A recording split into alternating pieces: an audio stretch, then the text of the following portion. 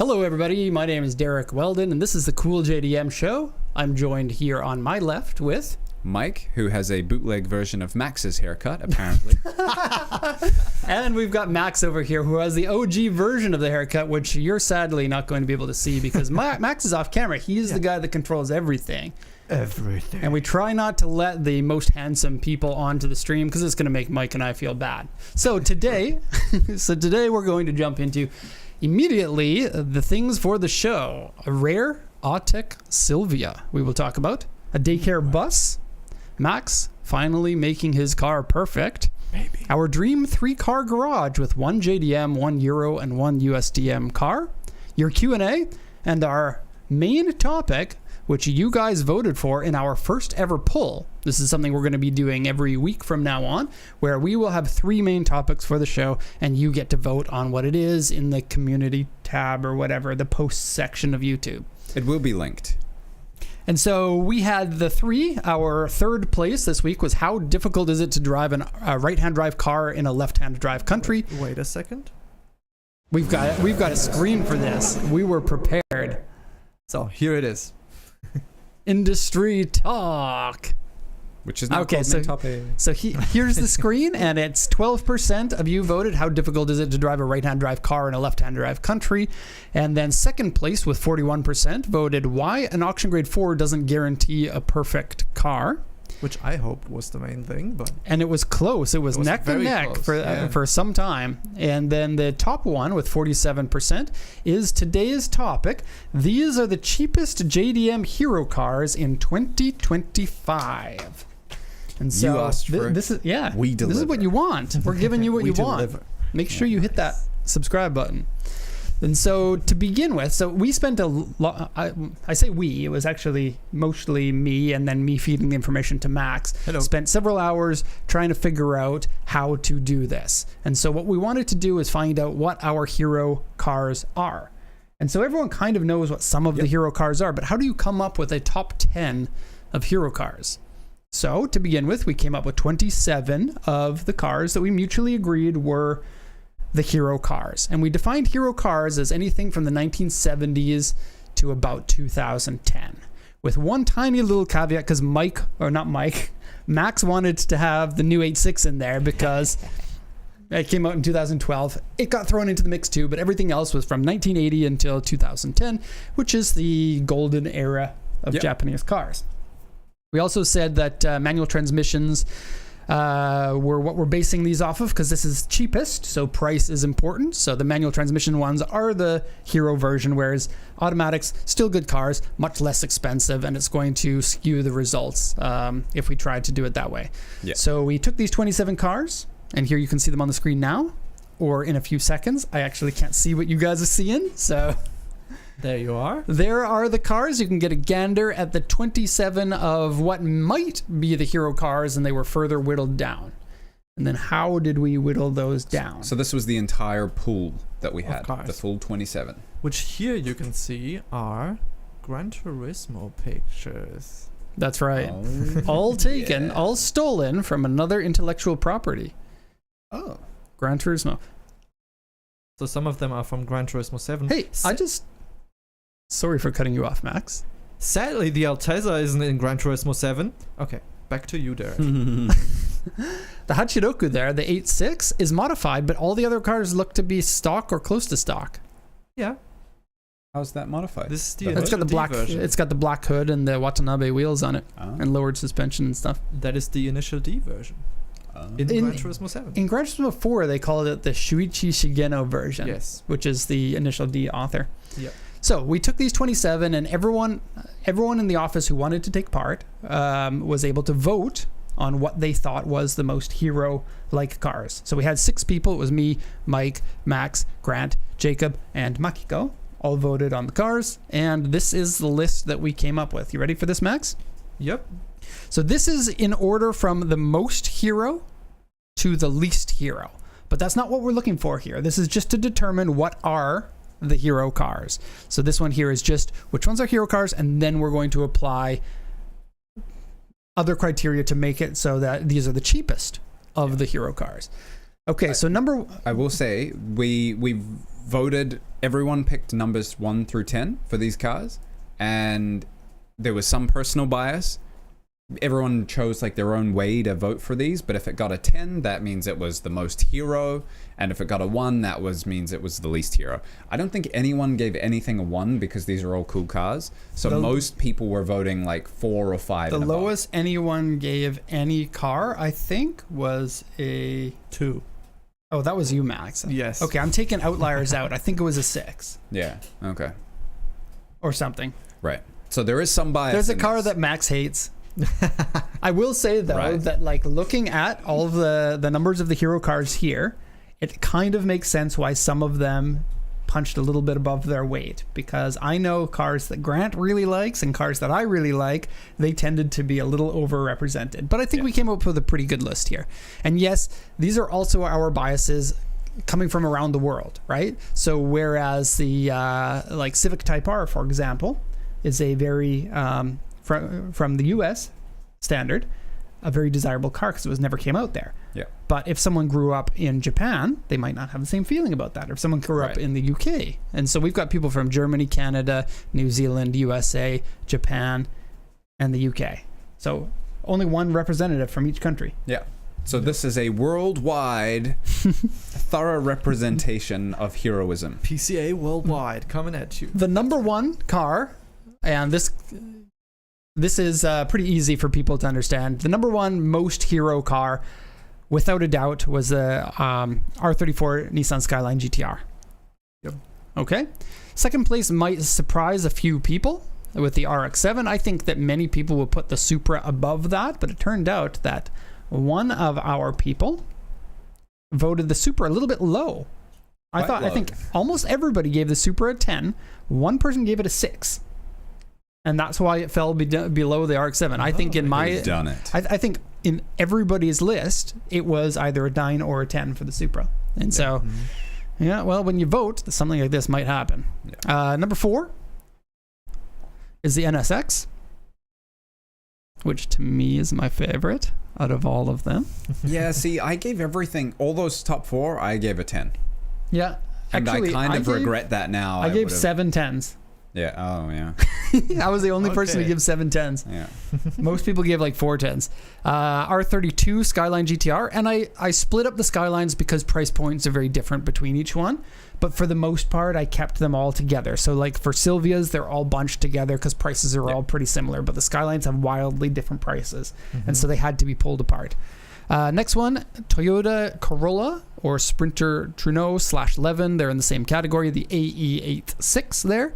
Obviously a very hero-like car. Not the fastest, but one that certainly has a lot of prominence. Very well loved. And then the Nissan S chassis, the Silvia. That's Silvia S13, S14, S15. The 15, of course, being the most popular. But yes, prices aren't that different between all of them. Of course, the 15 is the most expensive, but not by a whole bunch. These 13s are becoming expensive because people crashed a whole bunch of them into racetrack corners. Oops. Or tollgate corners. Right. Or into other cars while doing tandems. And then number 8, the Civic Type R. Only available in North America, I think. Not North America, pardon me, Japan. And then the Integra Type R. And the R33 GTR, the lowest of the GTRs. I think people kind of understand that the R33 has a little bit of a bad reputation. I don't think it's justified. Me neither. I think it's a fantastic car, and I think that in many ways it is better than the R32, but the R32 is a classic being the first. Yeah. Also has more race heritage and pedigree, I feel. Like it was the original Godzilla. So kind of makes sense that it should be more popular. And that is just the list of the hero scores, not necessarily the cheapest hero cars. These are the most heroist of the hero cars. And everybody wants to have the hero car, but not everybody has the money to be buying these expensive cars. And so which one is going to get you the hero status without as much money? And so this is a little bit tricky. What we did is we took the hero cars and once again we voted on them and we gave them a little bit of criteria. So I checked the auctions here in Japan and I pulled the auction price for all of these. So what I did is I took the whole spreadsheet of all auction prices for each car, right?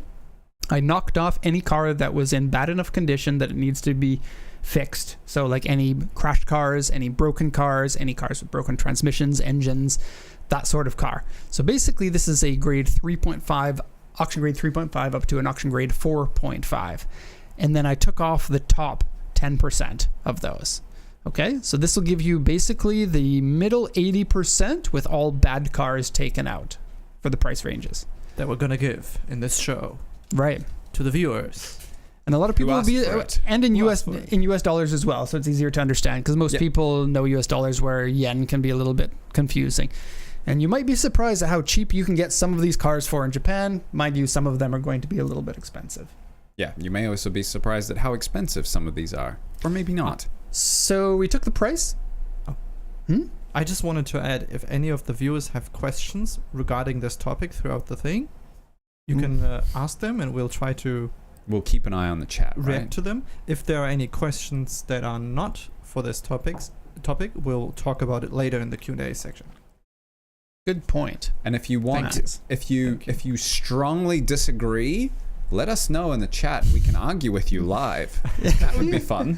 Yeah, be extra angry when you're saying that we're Yeah. wrong too, because that's fun. Okay, so we took the prices, and that makes up 67% of the weight of Okay. this. So for the most part, price is the biggest determiner of the cheapest car, but it's not the only determiner. Some of these cars are a lot more expensive to live with, because repair bills are going to be naturally higher for one car compared to the next. So we gave a 25% Waiting. a 25% weight for that, and we gave a 12.5% weight as well for how high up it is on the hero list, because naturally if you do have a higher hero car that's the same price as another hero car, then the one that is higher up on the list is going to edge that out a little bit. It's a very complicated algorithm made by yours truly, and I hope you enjoy. We're not going to show you the meat of how the statistics work, but just you have to trust that I did my homework on this. Yes. And if we're wrong, Plus the spreadsheet would be boring. shout us out. Yeah. Oh, good question in the chat. Of the three of the hero cars that we just shown, what are the three most common to see? Go back to the list. I'm pretty sure I can easily come up with this. I have already don't know. prepared the next segment. No, you can't see Don't it. look. You can't see it yet. Okay, there we are. Which are the most common at auction? Top ones at auction are... You know what? It's not hard. It's not easy. Okay, the top ones would be S chassis, Civic Type R, Integra Type R, R32 Skyline. I disagree. I think the R34 is extremely common at auction. You're right. 32, 33 though. Wait, 32 or 33? Because you can't lump them together. Yeah. 30. So I don't think so, not 32 anymore. was by far made in the highest numbers. Right. 33 was made in middle numbers, and by far the R34s were made in the smallest numbers. So if you take that into consideration, the R34s are overrepresented in auction. Yeah. And I think it's because collectors want their money now, because Yeah. they see the prices are plateauing at the moment. Yeah. They're no longer increasing because they are worth so much more. Yeah. The R34 was 5.7 million yen, so like $40,000 when it was new, or exchange rates were different. So let's just say $60,000 when it was new, and now they're selling for easily $200,000 for some of the top ones. Yeah. Spoiler. Crazy. Yeah. Well, that is the first one we're going to talk about. Okay, so let's go now to the list of the hero cars, and we're going to do this in countdown mode. So we'll go. Actually, you do the numbers, like 10. Number 10. Wait. Number 10. Do I have Yeah. reverb? No reverb? Max, what's going on? I Okay. need reverb. Yep. Ready. Number 10. Nissan Skyline R34 GTR with 104 points, and I'm going to give you the points as well. This one is without a doubt the least cheap of all of the Right. hero cars. Everyone knows these are ungodly expensive. Price is currently $75,000 to $185,000 US dollars. That's your range. Remember, this is the auction cost, not including the cost of purchasing, exporting, and whatnot if you buy through a company like us. This is just strictly the auction cost, which will be lower than retail costs by about 20% for all of these cars. Right. So just to frame this going forward, you can see that the number one hero car is the 10th, is last place. But not on the it's cheapest not list. a direct one-to-one. Right, it won't It's be for very the rest cool. of the show, but because it's so popular, it has become so expensive, therefore it is not one of the cheapest hero cars. It's a good 30% more expensive than any other car Right. on this list. Yeah. Crazy. You have something to add, Max? We have a different segment after this A-tier list for people to get some. Do we have a tier alternatives. list? Yeah. Oh my god, you're No, getting a it's- tier We don't have list. we don't have a tier list, but we have runners up, so other cars that are nearly hero cars that are still you might want to be interested if these are all too expensive for you. Yeah. Yeah. Okay, so I gave you the price. Why is this one a hero car? Well, driven by Paul Walker and very closely associated with him. He owned at least one, if not more than one. Several, yeah. Paul Walker, the Fast and the Furious actor, who unfortunately passed away quite a long time ago now, very closely tied with this car. These cars are known because they have a very wide tuner base. People are getting past 1,000 horsepower. You can get these engines as crate engines now in full aluminum blocks. They're very popular in drag racing. They were very popular in circuit racing. But they are kind of known as the Gran Turismo car, I would say. A bunch of these were imported to the US before they were actually legal, and they were imported illegally by a company named Motorex, and any of the people who were lucky enough to import them had them valued at about 5 times the cost. But now that you can import them to the USA legally, the Motorex original ones have an interesting history, but they're no longer anything really special. And then this is the final GTR with the iconic RB26 engine, which is an individual throttle body turbo engine. Not too many of those exist in the world. So this is very much race technology of the era, and the final version of what was the race technology, maybe the most advanced car out of Japan at the time. The straight six I wish I bought. Yeah, back when they were semi-affordable. Yep. I remember getting GTRs, not joking, for 17 to 20 grand in good condition. Yeah. Now 75 to 185,000. Yep. Wah, wah, wah. The boat has sailed on these. Okay, you ready to call us out for our next one? Yep. Coming in at number 9. With 127 points, so a pretty big step. This one here, the Honda NSX. These were this picture is the late generation one, so the later in the 2000s instead of the 1990s. Yep. Doesn't have the pop-up headlights, and these ones are priced between $65,000. Max did that on purpose. Max prefers this one. $65,000 US dollars to $140,000 US dollars. This is Japan's first supercar and beat the pants off of the Ferrari cars at the time. This was a game changer. Nobody thought that Japan could go and best Ferrari, Lamborghini, or any of the other supercar makers with a car that was not only cheaper but also performed better and was much better built and could be daily lived with. Maintenance on them was almost negligible, had a cool VTEC engine, which in the early 90s was a brand new thing with Honda, and it really made a lot of waves. No wonder it is an icon. Ayrton Senna of F1 fame helped to refine the suspension and the handling in it. That is famous. Ayrton drove for Honda at the time, and Honda was in F1, and they were like, dude, can you come make our NSX even better? And he was like, sure. And he did it. He did, yeah. This is the... I read this, I didn't know it was true, and I still don't know if it is true, but it is the first mass-produced car with a full aluminum body and frame. Maybe. It sounds like. Probably? I think that's true. Most I know likely. that there were aluminum framed cars that came before this. Yeah. But I don't know if there was one that had both full body and frame in aluminum, which at that time, very expensive to, Yeah. like, even now, we're not really seeing that all that often. Yeah. Okay. Dangerous if crashed. Right. And dangerous to repair if you Yeah. have a, not much money in your pocket. Which is part of the reason of the waiting, right? Because this is maintenance very... costs for this were high as compared to other cars. Yeah, Because of that. Yeah. Or at least I voted it that way. I did. And the designer of the McLaren F1 famously had one of these while he was designing the McLaren F1. So maybe there's a little bit of NSX in the F1. Yeah. Okay. Now we have our first angry comment. NSX without pop-up headlights, does it even count? Yes. There you go. There you have it from Max. Not a biased opinion at all. I like both. I am dyed in the I don't know what that expression I was going to say there, but a true believer in the pop-up headlights, but I am not going to say that every pop-up headlight version is better than the non-pop-up headlight version for all cars. I think the GTO is a good example of that. Yeah. I would like to say that the pop-up headlights look perfect while down. As soon as they go up, I do not think they are better than... It depends on the later car version. for me. Yeah, for Right, the I'm NSX. talking just for the NSX. Yeah. Yeah. Okay, so what do we got for our next cheapest car? We are getting cheaper than an NSX, which is easy to do. Yeah. Kind of interesting. Number 10, 104 points for the GTR. Number 9, 127 points for the NSX. Number 8, 212 points. So a massive huge jump down in price for our number 3 rated car. Say number 8 with reverb. Number 8 is the Mazda RX-7. This is the final version of the RX-7. Oh.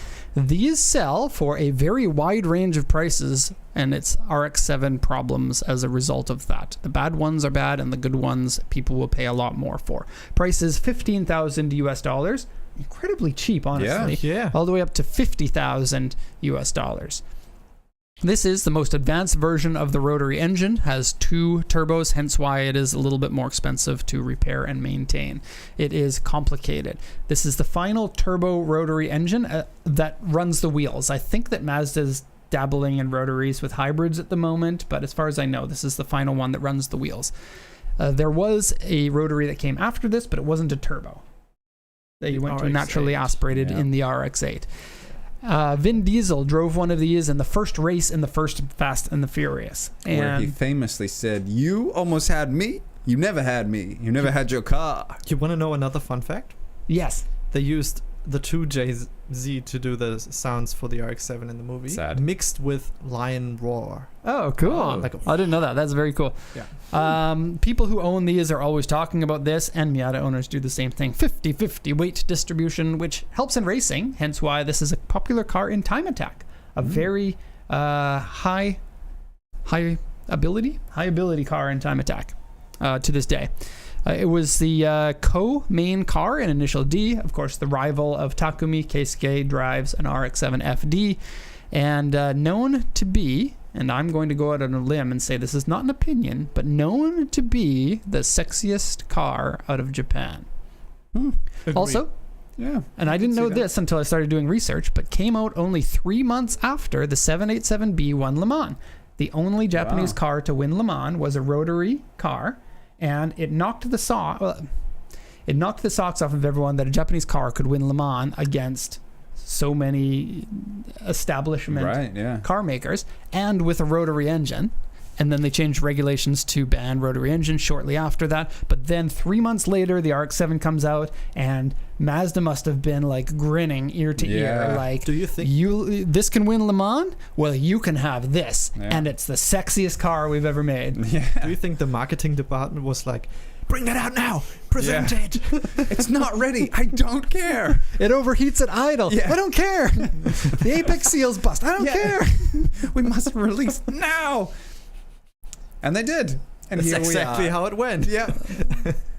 So I feel like this car could probably have gone a little bit lower in the list to become a little bit cheaper, but the reliability is an issue with it for certain. But I still think it is very good value, which is a little bit of a different question than what is the cheapest JDM car. And I think that of the cars in the list, this is absolutely one of the top ones I'd like to own. The ownership scares me, but I want one so badly anyway. Same. If you've got deep enough pockets to rebuild the engine. Yeah, and like enough time to tinker with it if that's your Yeah. thing, like looking after cars and... My God, they feel so good to drive. Yeah. Hoshi. And the way that they sound, so good. Yeah, do not engine swap these. Do make it work. Do not. Grant wants a V8. That's why we don't give him a microphone. Yeah. Okay, on to the next one. You've been You got the filtered. Ready. you got the sexy voice, so go. Number 7. Was that rebubbed? Yeah.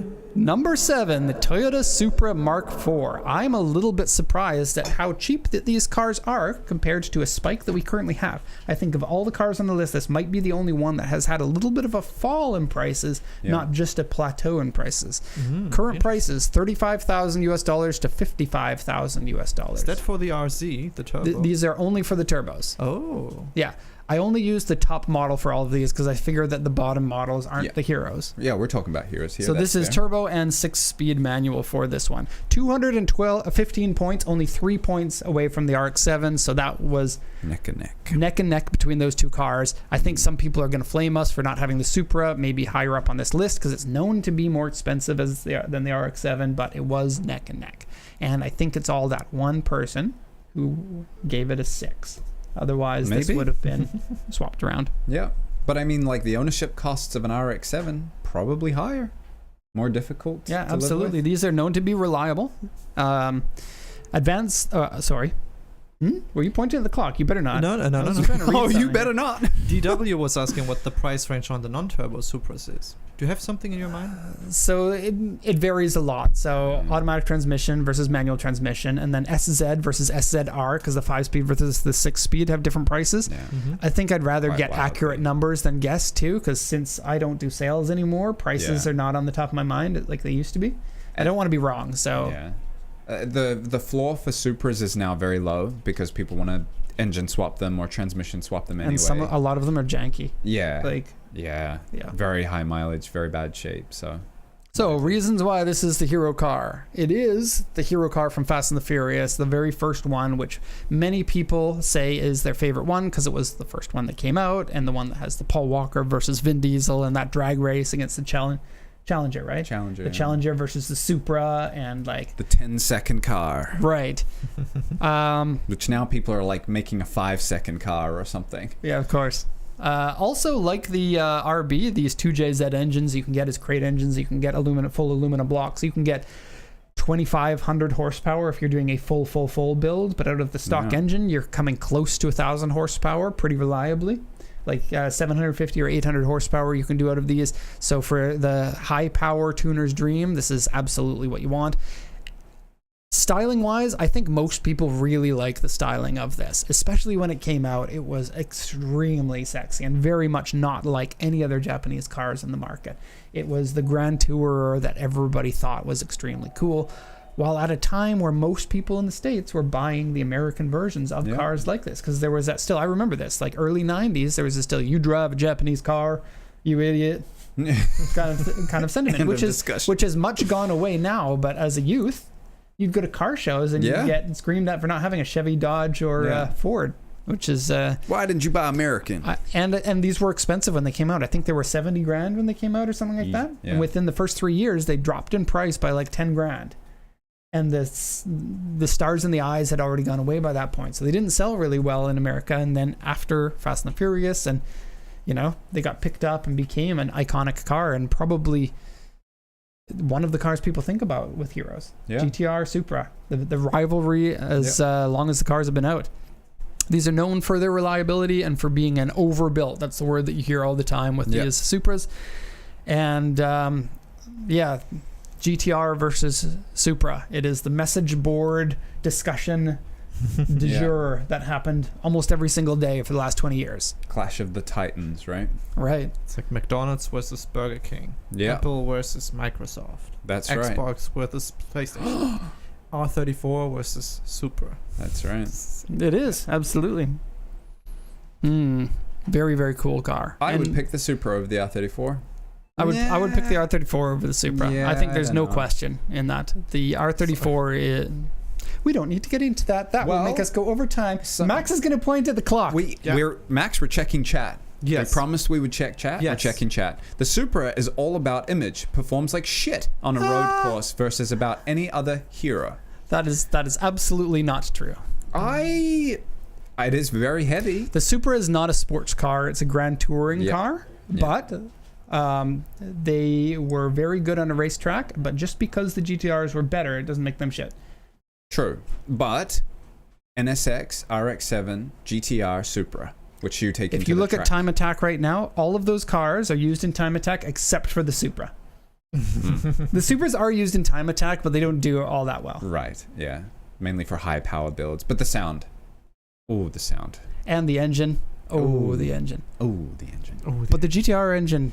It gives you more of that. That's like Supra, that engine. And GTR is, that engine. I'm going to put something out there. I have a video saved, which I heard one year, and then tried to find for the next 5 years and couldn't find, and I found it chat? again recently. Oh, you did? Yeah. I thought we were going to ask chat to try to find the video for us. It is the best sounding R34 video on the planet, and I would argue that with anyone. If you would like to hear it next episode, let me know. I'll bring it in. Show and tell. I'd like to hear that. Yeah, I'll bring it in. Do I count as a vote? Sure. Do I count You as more than one 10 vote? votes. Yeah. Vote against Derek if you don't want to hear it. You ready for that reverb? Yep. There was just one question. What is meant by hero cars? Code the Road already answered that. Hero cars are kind of like the biggest, baddest, and coolest JDM cars. The Yeah, good iconic answer. cars. The iconic. Of the Yeah. basically of the 90s, but we brought it back to the 80s and up to the 2010s just Yeah. to give some of the iconic cars that kind of fit into that. Yep. Okay. Coming in at number 6. Nissan Skyline R33 GTR. This one has 225 points, which is a small jump, lower price than the Super Mark IV. And these ones priced $25,000 to $50,000, so these are a little cheaper than the Supra, a little more expensive to maintain. So that's why they got this slot. This was when Gran Turismo 1 came out, the new Skyline GTR. It was the brand new one. So for anyone who played Gran Turismo 1 as their game that got them into cars, because we all know that Gran Turismo is a lot of the reason why people like JDM cars, this was the top car, and they had the 400R in that game. I believe only the 400R in that game. No, that can't be right. No, but the 400R was in that game. And that car was over-tuned in the game, so it would beat everyone. I think they probably had to deal with Nissan. You know, Gran Turismo and Nissan have had a long history of being tight with each other. So I just had this new car. Can you make it the best? Thank you. Okay, so the 400R model was the highest horsepower production version of the Nissan Skyline. Sure, there was the Z-Tune that was faster, but that one was a remake of the car. The Z-Tune, they took used cars, rebuilt them, and then sold them. You could actually buy a brand new 400R from the factory. 400 horsepower, which was technically 80 horsepower more, but on paper 120 horsepower more than the stock one. And R33, the Skyline that had the highest, the best lap on the Nürburgring. It beat the Nürburgring lap record of 8 minutes. First production, the first one. First was production. the first under 8-minute car. Yeah. Ah. And they use that in advertising for the car here in Japan. Cool. Which is funny because everyone knows about the Nürburgring mostly from Top Gear and from video games and stuff. But back in 1995 when this car came out, the Nürburgring wasn't nearly as popular as it is now. So to a lot of people, they'd be like, under 8 minutes on the Nürburgring, what's that? You'd have to have been a car guy at the moment to really know what they were talking about. And I think the Nürburgring has a special place for Japanese people too, because it's basically like a long-ass toge. Right, yeah. Yeah, that's true. I never Of thought about that. course. Like, people always say it is the road that you test cars on so that they perform well in real life. So every now and then, The green hell. every day you see cars in Japan with Nürburgring stickers on them. Yeah, Yeah, it's that- true. yeah. Like it's really common. And the, like the track is Lexus. bumpy and tight, and like the road surface isn't smooth like most racetracks. Yeah. So it means that a car that's made for the road will handle better because of a softer suspension sort of thing. Yeah. Very cool. And there were a lot of people who gave the car flack because it gained a decent amount of weight over the R32. And the R32 was so iconic in Japan. Yeah. It was like, we are a top tier country. I feel like that's the time when Japan, as soon as that R32 came out, Japan was like, we're the best country in the world now. Yeah. Take notice. Because our car knocks the socks off of everything. Yeah. And it's just a regular car. This is not a supercar. Yeah. You know, it's got back seats. The And golden it beats era. the Ferraris. Yeah. And then, so people nicknamed it the boat. Unfortunately. You know how the chassis code is BCNR? It's the only one with the C in it. I heard somebody say that they were so embarrassed about the R33 that they dropped the C for the R34. Oh, and they It's a reverted it BNR32, a back. BCNR33, and then the BNR34. Yeah, that's not true. And then love the performance-wise, R33. yes, it did gain some weight, but especially the later model was a decent step up in performance from the R32. And the longer time goes on, the more the boat moniker and the overweight moniker kind of goes away because it is a fantastic car. it is also several steps above most of the cars of that era, and you can't really say that the car is garbage just because it's, I don't know, maybe in their minds 3% worse. You know, it's kind of funny that there's like a heated debate between like the GTR and the Supra, right? Yeah. There's also a heated debate between like the R32, the R33, and then maybe not so much the R34, but I think the one that's compared the most against the Supra, at least when it came out, was the 33, because that was the one that was contemporary with the Supra for most of its life. Yeah. There was some overlap, of course. Yeah. And it's the only Skyline that was actually legal in the USA through Motorex. Oh. Motorex did crash testing on this car. Not the GTR, but they still shared enough of the same chassis. And so it was the legal one. And then they were like, yep, the Skyline chassis are all the same. And so the 32s and the 34s are also legal, but then that was overturned. So it was only the 33s that were actually legal to be imported to the USA under the Motorex system. And Fast and Furious 1 actually had an R33 GTR in it. And they specifically chose the clips that they filmed so that the car wouldn't take too much presence, so that people wouldn't like, oh, that's the GTR. Really? Yeah. I never knew about that. It's That's really just interesting. I didn't know it was in the movie, and I didn't know it didn't get much screen time, and I was kind of wondering why, right? Yeah, because it was kind of like the big thing that they just had randomly in the crew, but the other cars were more important. Yeah. Because Han also had an R33 in Tokyo Drift. No? Yeah, when he pulls crashed into one. up into the lights, and or is it the car that drifts around him? No, he drifts around a car, or he drifts around an the R33. R33. Right, because he's in the RX-7. Yeah. So if you're a hot girl, you choose an R33. That's scene. They actually did guerrilla style. They got in trouble for that. They didn't close down Shibuya. No.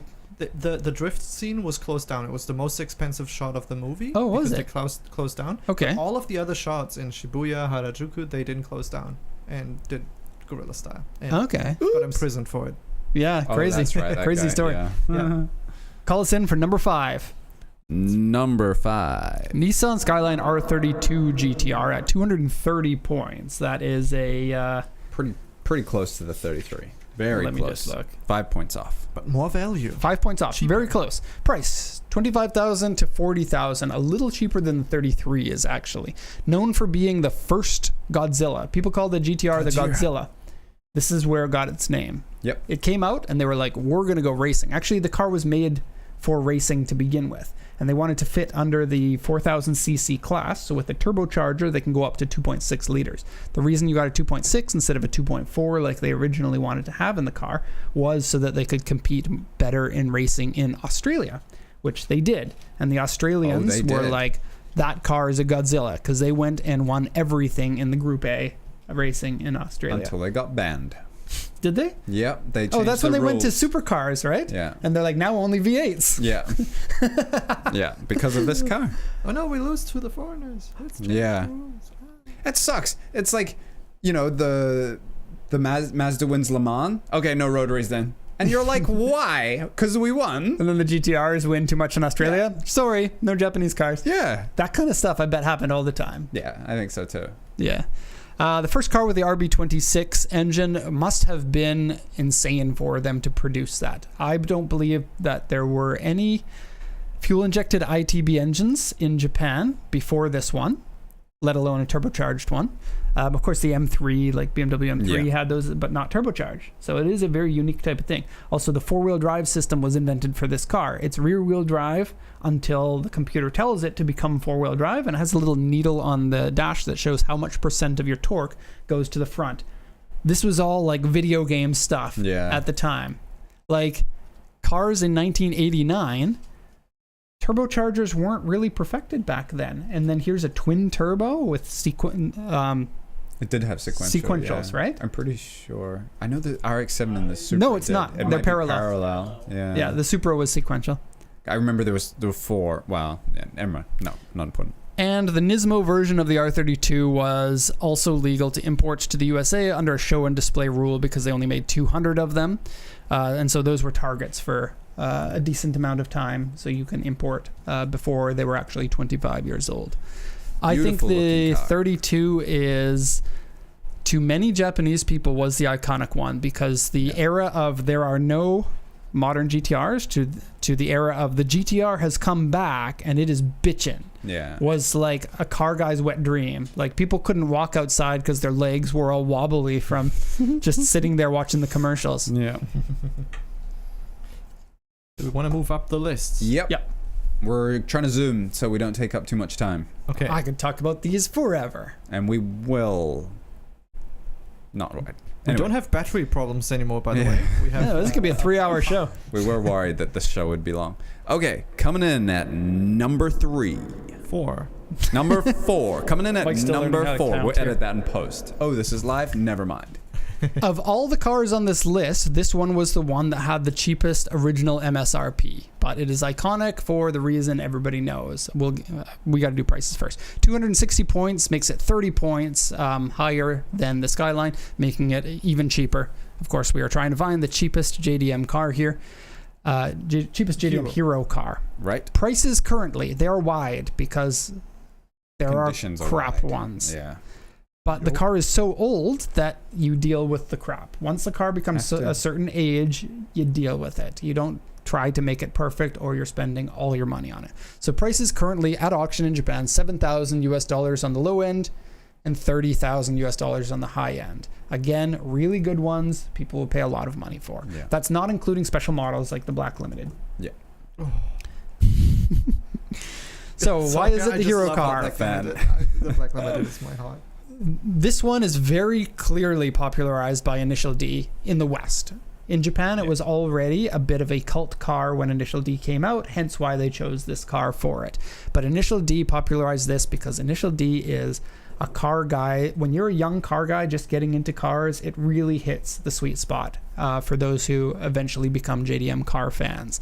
It's very technical. It has like a Dragon Ball-like story to it, where the main character is like weak and then keeps battling people who are potentially stronger than him, but he overcomes it, and These were a lot of fun. These were quite affordable for a long time, right? Oh yes, yeah, very much so.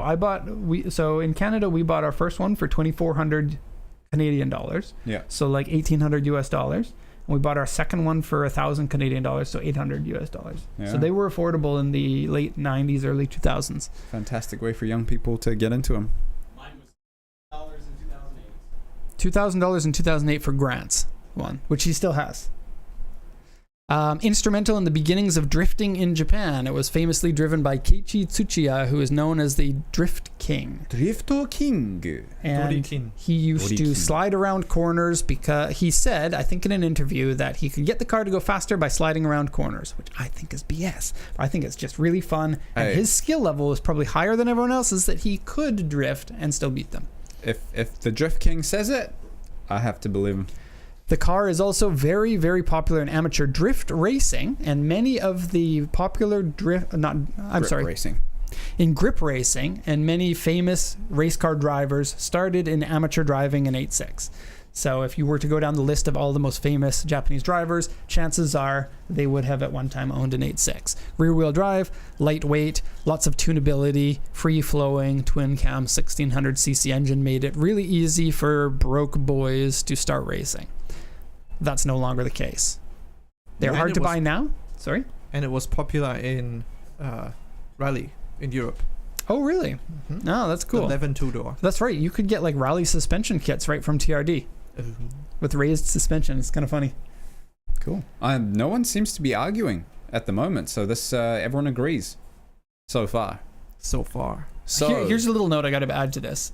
Sorry. no, go ahead. I'm going to allow you to speak instead of me. Okay. Well, we're moving into the top 3 spots then. No, I got to say this. Okay.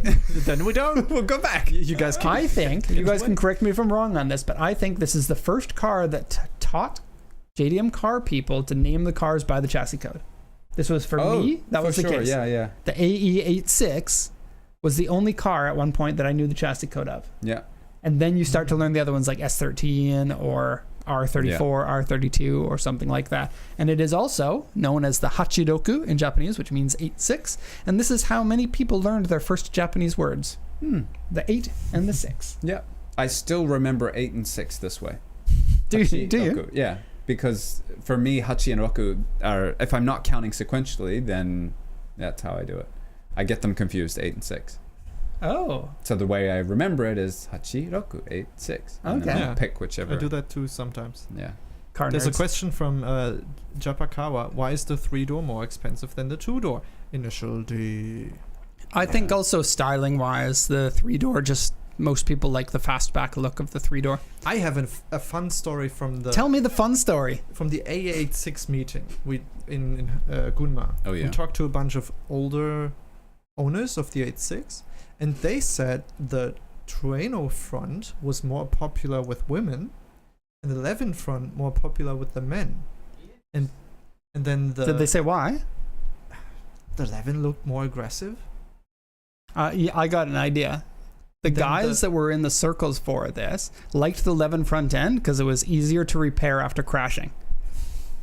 I don't know if that's The hatch was the more practical one than the 2-door. Of And course. that was one of the points. Considerations for purchase. I've always really liked the back end, how it's sloped like inward toward the car. I thought that was like on an otherwise boxy kind, like we all think the car's iconic, but like before it was thought of as iconic, the car just looks like any other boxy Yep. car from the 80s, Yeah. except for the back end with that aggressive tilt in, like a cat ready to pounce. Yep.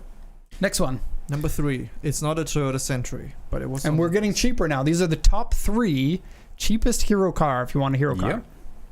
Coming in at number 3, your third pick is a Sylvia. So this one Yes. requires a little bit of explanation because it is S13, 14, and 15 all put together. Right. So if it were just the S15, that one's more expensive by enough that it would have moved things around, but I couldn't have pulled every car out. Otherwise, this would have been too much for me to put together in 2 days. Yeah. So the Nissan Silvia S13, 14, and 15 price range $8,000 to $25,000. Not too bad, No? honestly. Yeah. Not too bad. Lot of car. This has 264 points, which is just barely beats out the 86 to be third place.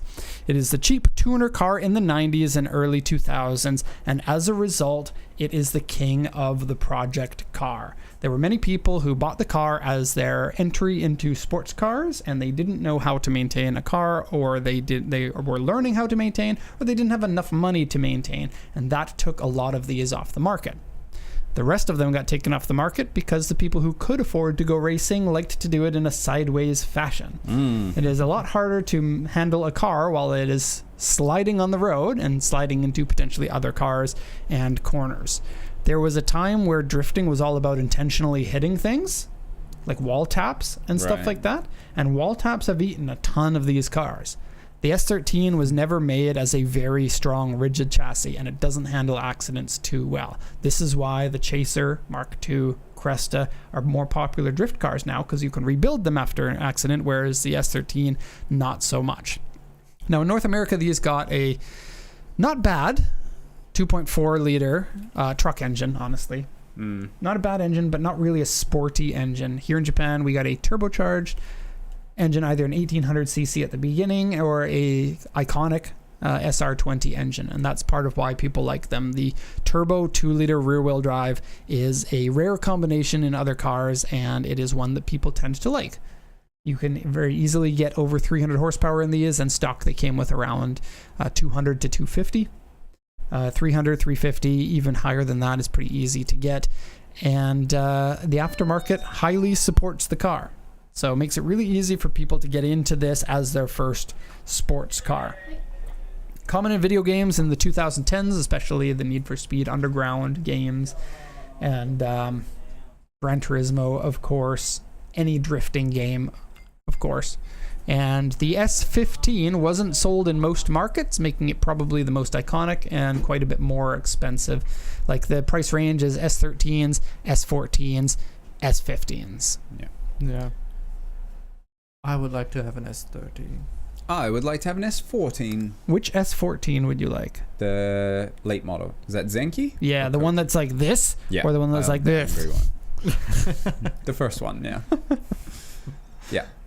I like the aggressive styling on the S14 very much. Maybe one of my favorite design cars ever. And we are all waiting for an S16 to come out. Yes. And now that the Fair Lady has once again moved up in power and up in price, it is leaving room for it. But Nissan is a broke boy and doesn't have a lot of money to engineer a chassis that can handle this. They can't really use the Fair Lady chassis because it's heavy and big. No. And so... That's why the new 8.6 is the new Silvia at the moment. Yeah, that's true. Keep drifting it. I knew you'd find a way to I'll throw that bring in it there. in anytime. Number 2.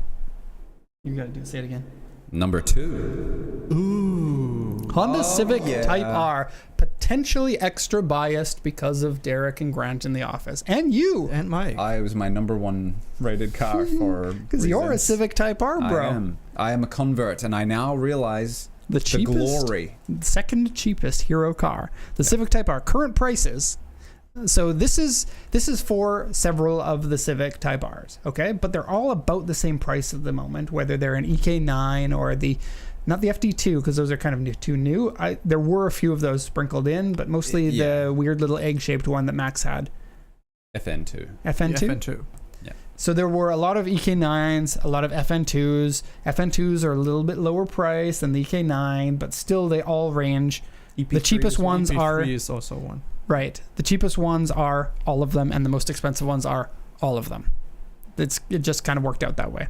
So Civics were a huge part in popularizing JDM sports cars with body kits and exhausts. US never got the Civic Type R. It was available in Japan. It could have been available in some markets, but I didn't live in those markets through the 90s, so it wasn't a part of my upbringing. Did you say the price bracket, or did I just zone out? $8,000 to $23,000. Nice. Which is not bad, honestly. The No. EK9 is so good. Yeah. I haven't driven one, but I've driven the DC2. Oh my God, that's a good car. Yeah. And I think the Civic would be even better for me because I love the B16 engine so much. And the smaller car, hatchback. Love it. EK9, still seen as one of the best of the Civics despite being the first of all the Civic Type Rs. VTEC kicks in Yo. and puts out 185 horsepower out of a naturally aspirated 1.6 liter engine. Absurd. Yep. That is an absurd amount of power. Yeah. And then most of the time when you do that, your mid-range falls apart, right? If you have a high horsepower engine without VTEC, you get crappy mid-range, and then you get good performance for your last 500 RPM in your power band. That was a problem for JDM cars for so long. Honda fixed the JDM car problem. Nissan and Toyota did it with turbos. Honda did it with engineering. And I love it. And still in racing, these outcompete many of the turbo engines because you don't have to have all the extra heat of a turbocharger, which is the last thing that you want in endurance racing or any other kind of racing, really. Yeah. Of course, you're not going to get the big power of a turbo, but on a lot of the circuits in Japan, which are tight and technical, these Civics reign supreme, and they have many of the top scores on tracks in Japan. Yeah. A lot of weight savings. The engines of these... they were taken off the production line if they were the best engines, and then they would then rebalance them by hand. Oh. And so they are going to run smoother and better than any of the other Civic engines, because the B16 engines were available in other Civics as well, but this is the best version. So they went from 160 horsepower to 185 in the Type R. Not available in USA, Canada, and dominates racing in the 1600 class, 1600cc class. People without in the a doubt. chat say, number one stolen car growing up in Canada. Civics were. Yeah. So that's weird because the comment just before it says back in the day, just like Subarus, and I don't know what that's in reference to, but Subarus were stolen all the time. Yeah, I could see that They too. were the number one stolen car. We didn't have as many Subarus because we never got the turbos. Yeah. So like, I don't know. Yeah. Okay, so that is number 2, and Of the affordable JDM Hero car. That's And right. I'm just saying it because we have lots of new viewers that might not know what we're talking about.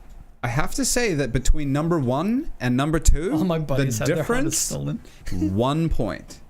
So Oh, is that right? Just yeah, 1 point. 1 point. 282 points versus 283 points. Honestly, they might as well be the same car. You want to Yeah. call us in number 1? Say it triumphantly. Coming in at number 1, your first place pick for the cheapest JDM Hero car is The Honda Integra Type R. And of course you can see this is the JDM one, which looks different from the USDM one. Prices for these quite a bit lower than the Civic Type R, even though they are a car with more power and in many people's opinion, like the more sleek bodied car, I suppose you could say. $6,000 to $21,000 for these. Still pretty easy to find in good condition. And here in Japan, you can get them in a slightly odd looking 4-door version as well, called the DB8. Yeah. Not like them as much, but they are still cool that you can get them in Type R form with 4 doors. Like the Civic, this was seen as a staple in the early JDM sport compact scene. The Integras were the king right before Fast and the Furious came out. Like the Supra was a car for rich people. Normal people could drive an Integra or a Civic or something like that. So all the friends were like, I want Civic, I want an Integra, I want an Eclipse. These cars to me much more encompass the hero-ness back then, I would say. Yeah. Before you get into that, there's a lot of people who are saying like, oh, what about this car? What about that car? We'll go over some of the runners-up and why they maybe didn't make the list. So there are almost every car I've seen mentioned was a runner-up. The B tier list. Yeah. Which are the ones you want to go to, actually, because those ones are almost heroes, but are still very good value for money. In many cases, much less expensive than these ones we're talking about right now. Yeah. This one here, the only of the classic Type R's that was available in North America. They sold 3,800 of these in North America, and that's not a lot. That's barely any. But then the prices of those got insane, like over $100,000. Meanwhile, we're sitting on $21,000 for the top models here in Japan. So a little bit of a crazy little mix-up. And people used to import the bumpers and the headlights because the headlights were different between the US and the Japanese ones. Because of regulations, I believe. It has the marker and the headlight all in one, I believe. Oh. Or something like that. Or maybe the fog light is together with the headlight and it wasn't allowed in North America. So they had to change the style of the headlights. Did they only get the 2, like the 4 lights at the front one? Or they got North America only got the 4 headlights, and they had the early model ones and the late model ones. Right. Europe too. We didn't get the nice front end. Continue here really quick. I need to run this down to Jacob. Sure. You got one? Yeah. Oh, there's one on my table. Is there? For the white BB. That's okay. You just take this. It's got an office key too. Thank you. Make sure you leave a key in the key bag, yeah? Okay. Things happening live at Pacific Coast We're Auto. 65 cars out on the next bid, so in case you hear alarm at CIS. Okay. The Integra Type R, B18 engine, again, iconic engine. B18, B16, very similar. Of course, they're the same basic engine with one being a little bit bigger. 200 horsepower. It was actually like 197 horsepower, 200 PS or something like that.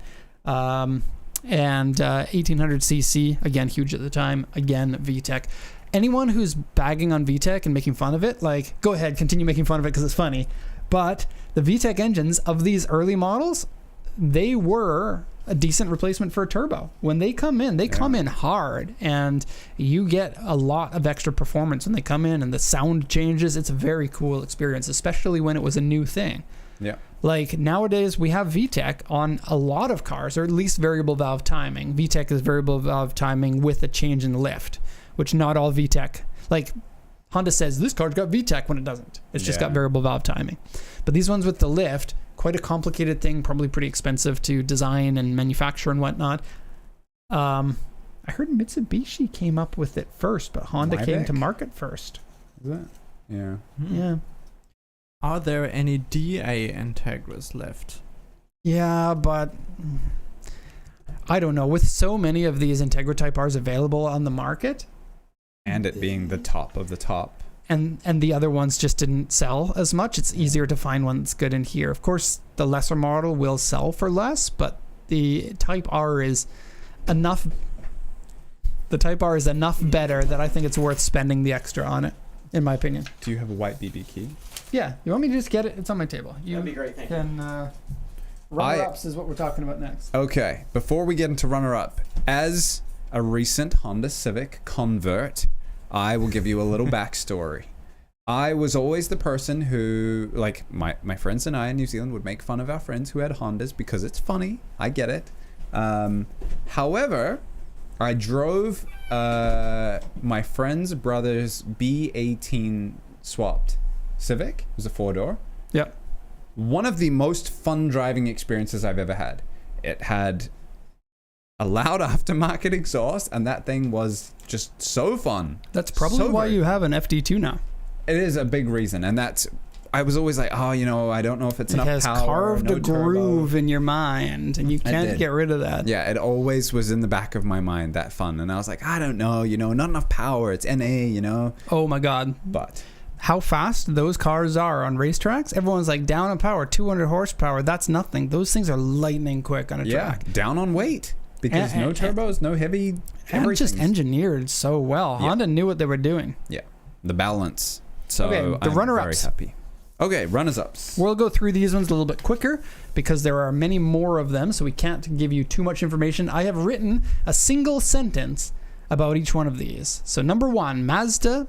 Pay close attention. These are runners-up, but they're good value. Very good value. And this is also in the number 1 most hero of the B tier, number 10 least hero. Okay, so in order. Yes. In order of most hero list. Okay, so number 1, Mazda Miata NA, NB, or NC. By far the cheapest car on this list. $2,000 to $11,000. The prices, the top ones are NAs. NAs are the most expensive. Yeah. The oldest one, the most Everyone expensive. wants the pop-ups. Do you want to go through just hero score and then value later? Oh, I don't Just have the to hero scar written down, so you'll have to tell us. Okay, I can just go into the value list. This is the hero score list. So from hero, highest hero to lowest hero. And then we Yeah, have let's the value do the list. value list, I think. Or do you want to do hero list? What do you guys want to do? This is live. You can have your say, but it has to be right now. I want to do this in 3 minutes. and let's then have do it all done. Let's do the value list. Okay. Let Value me- list it is. And You we can pulling start that at the up? top. I'm pulling that up. We're starting at the top or at the bottom? Let's Oh, start still at the bottom. Miata. No. I think we go from the top. Because it's we can Okay. spend a little bit Sure. more time at the These at the ones top. aren't as important. Always about the maybe value, they're more baby. important. Maybe they're more important because these are the ones you're actually buying. Number Yeah. 1, Mazda Miata, $2,000 to $11,000. The go-to fun car for the last 15 years. Not a hairdresser's Yeah. car. The a racer's go-to car. fun car. Screw everyone's opinion. This car is epic. It's very fun to drive. NA Number 2. versus NB versus NC value. What would you say?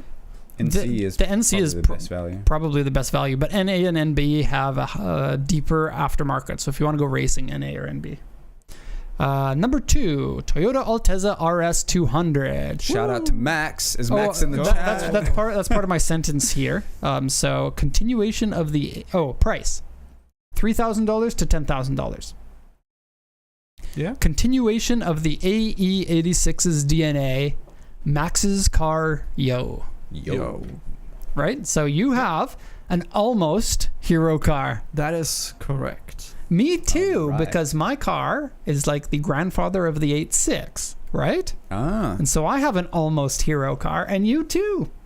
I have an actual hero car if you extend it far Alright. enough Yeah, into I'll the give you 2000s. that. Mike's the only hero here. Can we just put that on the meta surface right now? Everyone is buying their personal hero car. Ah, that's very true. Yeah, Very poignant. yeah. Number 3, Good Subaru. point, Max. Subaru Impreza WRX STI. I think some Oh. people might have considered this one of the hero cars. I kind of do. I don't know why it didn't get into the top heroes, honestly. If we were each making our own list, this would have been in mine. Mine too. Yeah. $4,000 to $20,000. This is for the GC8 and the GDB and the GRB. Those Oh, three. very early JRBs. Okay, yeah. The single sentence for this one, half of the JDM Rally Legends. Okay? With the other half coming in at number 4. Nope. Never mind. That's later on. No, it's number 5. Another one I'm surprised didn't make it into the hero, but I think it's because in the USA they got them. Yeah. Yeah. The Honda S2000, $9,000 to $30,000. Honda's rear-wheel drive and 240 horsepower car. Okay. Number 5, Mitsubishi Lancer Evolution. Again, this is going to be Lancer Evolution 1 through 9, not including 10. $5,000 to $25,000, the other half of the Rally Legends. Easy, right? So Yep. the Evo 9s are probably towards the higher numbers, right? I was gonna say they're more expensive than the Subarus, so Mm-hmm. further down the list in terms of value. Next one, Toyota Chaser, Toyota Cresta, Toyota Mark II, Ooh, Toyota yeah. Verosa. Is there any others? Crown doesn't fit in those. Wait, there's 3. There's 4. The Verosa. Chaser, The Cresta, Verosa for the JZX 110s. Chaser, Cresta, Mark II, and then Verosa. Yeah. Yeah. Little quiz in the chat. Which version of the JZX is that? Oh. While you guys are thinking that, $10,000 to $25,000, a Drift God. Yeah. The only reason they're popular, I'm sure. Well, they're good, Wow. very, very, very good cars, but the reason they're popular is because you see them drifting all the time. Yeah. That one And- day, baby. And who's going to guess which one? Is this the Chaser, Cresta, Verosa, or Mark II? And which version of it is it specifically? DW guessed the chassis code for it, JZX 100. That's correct. Yep. I'm not knowledgeable.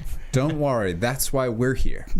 But sometimes we also get it wrong too. So I am not knowledgeable. I kind of want that printed on a shirt. I am. Yeah, that would be a great slogan. Cool JDM show. I am not knowledgeable. Yeah. But okay, cool. okay. Yes, it's a Chaser. Correct. But it's the Tom's version. How do you say that last name, Mr. What? German guy? That looks like a German last name. Schleining. Sounds Brittany German. is not very German. But this is the Tom's version How of dare the you? Chaser. What if Brittany is German? Now she's like, no, I'm not German. No, another German has outcasted me. That's racist. Yeah. Okay, next one. I'm not And knowledgeable. somebody just said this in the chat. I'm surprised this car is not on the list. The car is the Nissan Skyline Turbo. So this one here, again, we put in 32s, 33s, and 34s. 33s are probably the cheapest of those at the moment. 32s are very rare now, so they're a little bit higher. And then the 34s are quite a bit higher on top of that. Yeah. These are the non-GTR version of the Skyline, but still with the turbo and a manual transmission. $10,000 to $25,000. The Skyline you got if the GTR was too expensive, but still awesome. Yeah. And Very- I have owned a 33 of these, the Impol version. Ooh, boy. Yep. It was my first car in Japan, and it was a game changer for me. I was like, I'm living the dream in Japan. I got my turbo Skyline, and I'm on the Toge, and very, very cool feeling to be a young Awesome. dude with one of these cars. Yeah, that would be, yeah. And I only spent $2,000 US dollars yeah. on the car. Don't break Don't hearts remind now. us. Don't Yeah. remind. We don't want to hear. We just don't want I to. gotta say, That was 15 years ago. yeah. R32 GTSTs very hard to find in good shape now. Yep, They're that's tough. true. Okay, the next one, number 8. This is the Toyota MR2 Turbo, $7,000 to $20,000. Again, almost a hero car, just about an exotic from the appliance company. Oh. How do you like that? Okay. A man in dandism. Yeah. For those who don't know, there's a label on the MR2s you can get as an option that says "a man in dandism." With some other stuff too. It's like a whole big little poem. Well, it or explains paragraph or what- something. How a man in dandism should look and act and feel. Right. It could be a scooter song. Yeah, Could very be. much could be. A man in dandism. Oops, oops, oops, oops. This- Next car on the list. Wait, I you want to talk something about this? It's an apology to the MR2, the SW20 MR2. Why? They were so low on my list for so long, Mm-hmm. and only in the last few years since I've been working here, when people are buying them and I'm sitting them and I'm moving them around, I'm actually like, this car is fantastic. Would very Yeah. much like to own one. Yeah, The one great that little we cars. drove with the Beams engine. Very. Oh yes, the final version of this got a similar engine to the Altezza, and they're great. Yeah. They are. Yeah, I'd take that over the absolutely turbo good. version of them, but I would take the first generation AW11 because I am Yeah. a sucker for lightweight small cars from the 80s. Yeah. Seating position in these is phenomenal. Number Maybe 9. This one here actually is the one with the Beams engine because that's the late model spoiler on it, Oh. Yeah. The more you know. and that's You the are spoiler that knowledgeable. looks like. Oh, I'm wearing the wrong shirt. Yeah. That's the spoiler that looks like Max's spoiler. Yippee. Oh. Yep. It's the C1 one is inspired by this. Okay. Almost rounding out the list. Toyota Celica GT4, $7,000 to $17,000. Did well in rally, but was heavy and complicated. Ooh. All right. GT4, four-wheel drive, turbocharged, twin scroll, turbocharged. I am knowledgeable. You are Factory. knowledgeable. You know what a twin Three scroll spoke. turbo is? How about Is this you a- enlighten us? No. No, we don't have time for that. And the last one on the list, no, the second to last one on the list, Nissan Fairlady. Oh, Here we I- put in the Z33s and the Z34s for that. And What was it, 32? and the How dare Z32. Sure. $5,000 to $17,000. The next 240 SX. This is the car that will be the cheap tuner car. This will be the car that in 20 years people look back at and say, I wish I could get those in good condition, but the young guys ruined them all. Yeah. Make it stop. Oh God. I was no, wondering- I was vape- like- vape car. I was Enter the list. Maybe it fellas. already is that car. Maybe it's not the current 240 SX. It's I don't you were know. I playing don't music live or in North something. America, so I don't get to see that side of it. Yeah. Here in Japan, they're not owned by young people so often here in Japan because the bigger engine is more expensive for running and has higher registration costs. registration Trombone costs central. Yeah. compared to the 2-liter that was the Sylvia. Yeah. I like the chat. Keep it coming. Yeah. For the next one too. I had no idea that people were getting mad about 350. I thought you were playing music or something that would make it stop, but now I understand that straight pipe 350 is not a widely loved car. Yeah, it has a different image here in Japan. Yeah. It's a little bit overlooked, but it is a manual transmission rear-wheel drive car with enough power to burn those rear tires. Nothing like a straight pipe Man. PQ to ruin your night. There's So- one guy driving in front of the office every day with a Yeah. straight pipe VQ, so we know about it. Yeah, it doesn't sound good. VQs? I think next episode we do a 350Z special episode. Look, everyone's getting Everyone on board. seems to- We're getting so many chat comments because of it. Keep it coming. That's good. That's Yeah. The hate comments are still comments, right? YouTube is going to eat that all up. Do we have Unsubbed. unsubbed? We need Okay, a how sound about the effect next for one? straight pipe. We have Yeah. 11th car. On We the only list. have 11 cars because we wanted to add Maxes, and the Altezza just about got cut off. No. This is the value list. Mine was on number 2. All right. So the Nissan GTR, I think easy to say that it is in the category of hero cars. It just didn't make the cut, and this one was, I think, the closest, right? The closest to being a hero car of all this list. I think we all voted One it of kind of them. low, Wait, didn't we? no, we voted this. The hero car list is somewhere over here. While you're thinking about that, Yeah. $35,000 US dollars There to $50,000 US dollars, depending on the condition.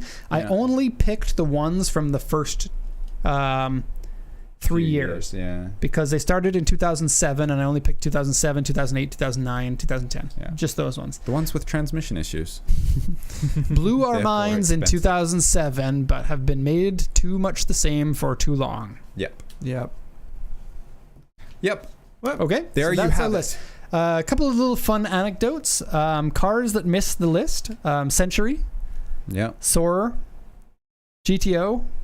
Oh, GTO. Where's the picture of the Wait, GTO? here. Why did you choose that one? That's the worst one.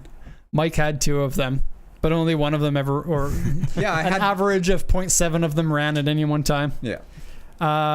Stagejet Turbo, new 8.6, which we pushed in just because of Max. Yeah, and Max Even though had it wasn't, some it was surprise, but I'm 2012, but I think it deserves to be in it. 240. You don't need to convince me. I think it fits with all of these cars, the new version of the 8.6. Just Yeah. wondering how Max managed to And get so much sway on this list. The Max and I are tight. The RX-8 was also in there, and the Aristo. So Century and Aristo were the only came in automatic transmissions, hence why they probably fell down in the list. But those were the top, all of the cars. Okay. Yep. The R34 GTR was rated all 10s by everybody, except for Max. Max That's gave me. it a 9. That's me. Okay. The NSX Are again you rated. listening? It's not Max. I'm not listening. It's me. Oh, I see I- M. You guys need to change your names because No. both starting with M You is mean? so difficult for me. I'm terrible at reading, and I see the first letter and guess the rest of the word. Okay. From now on, you call me Mr. Gargantua. The NSX was rated all 10s Moving right on. except Max Hello. gave it an 8. Max. What is wrong with you, Max? What is wrong with me? The NSX 8 out of 10 for NSX. Back me up here, man. Oh, I agree. No, yeah, the way I did the list was these are 28 cars You did it that are wrong, all didn't you? heroes. So the least hero could potentially be a 1. And in comparison to an R34 GTR, the NSX to me is just further down the list. Still, amazing car. I'd like to drive. He's But just not admitting as how hero. wrong he is. I feel. We might find out later in this podcast how much I like the NSX. Oh, We should spoiler continue alert. because I'm pointing at the clock right now. There's so much sway, and what happens here? Okay, the FD RX-7 was rated all 10s except Grant gave it a 9. What the? I almost swore. The Mark IV Super was rated all 10s except Makiko gave it an 8. I said 6, but I guess that's an 8. Civic and Integra are likely got their spot because of the cost of living. The Integra got rated an 8.6 out of 10 for cost of living, and the Civic got rated an 8.8 out of 10. Both of them very much the highest in terms of livability.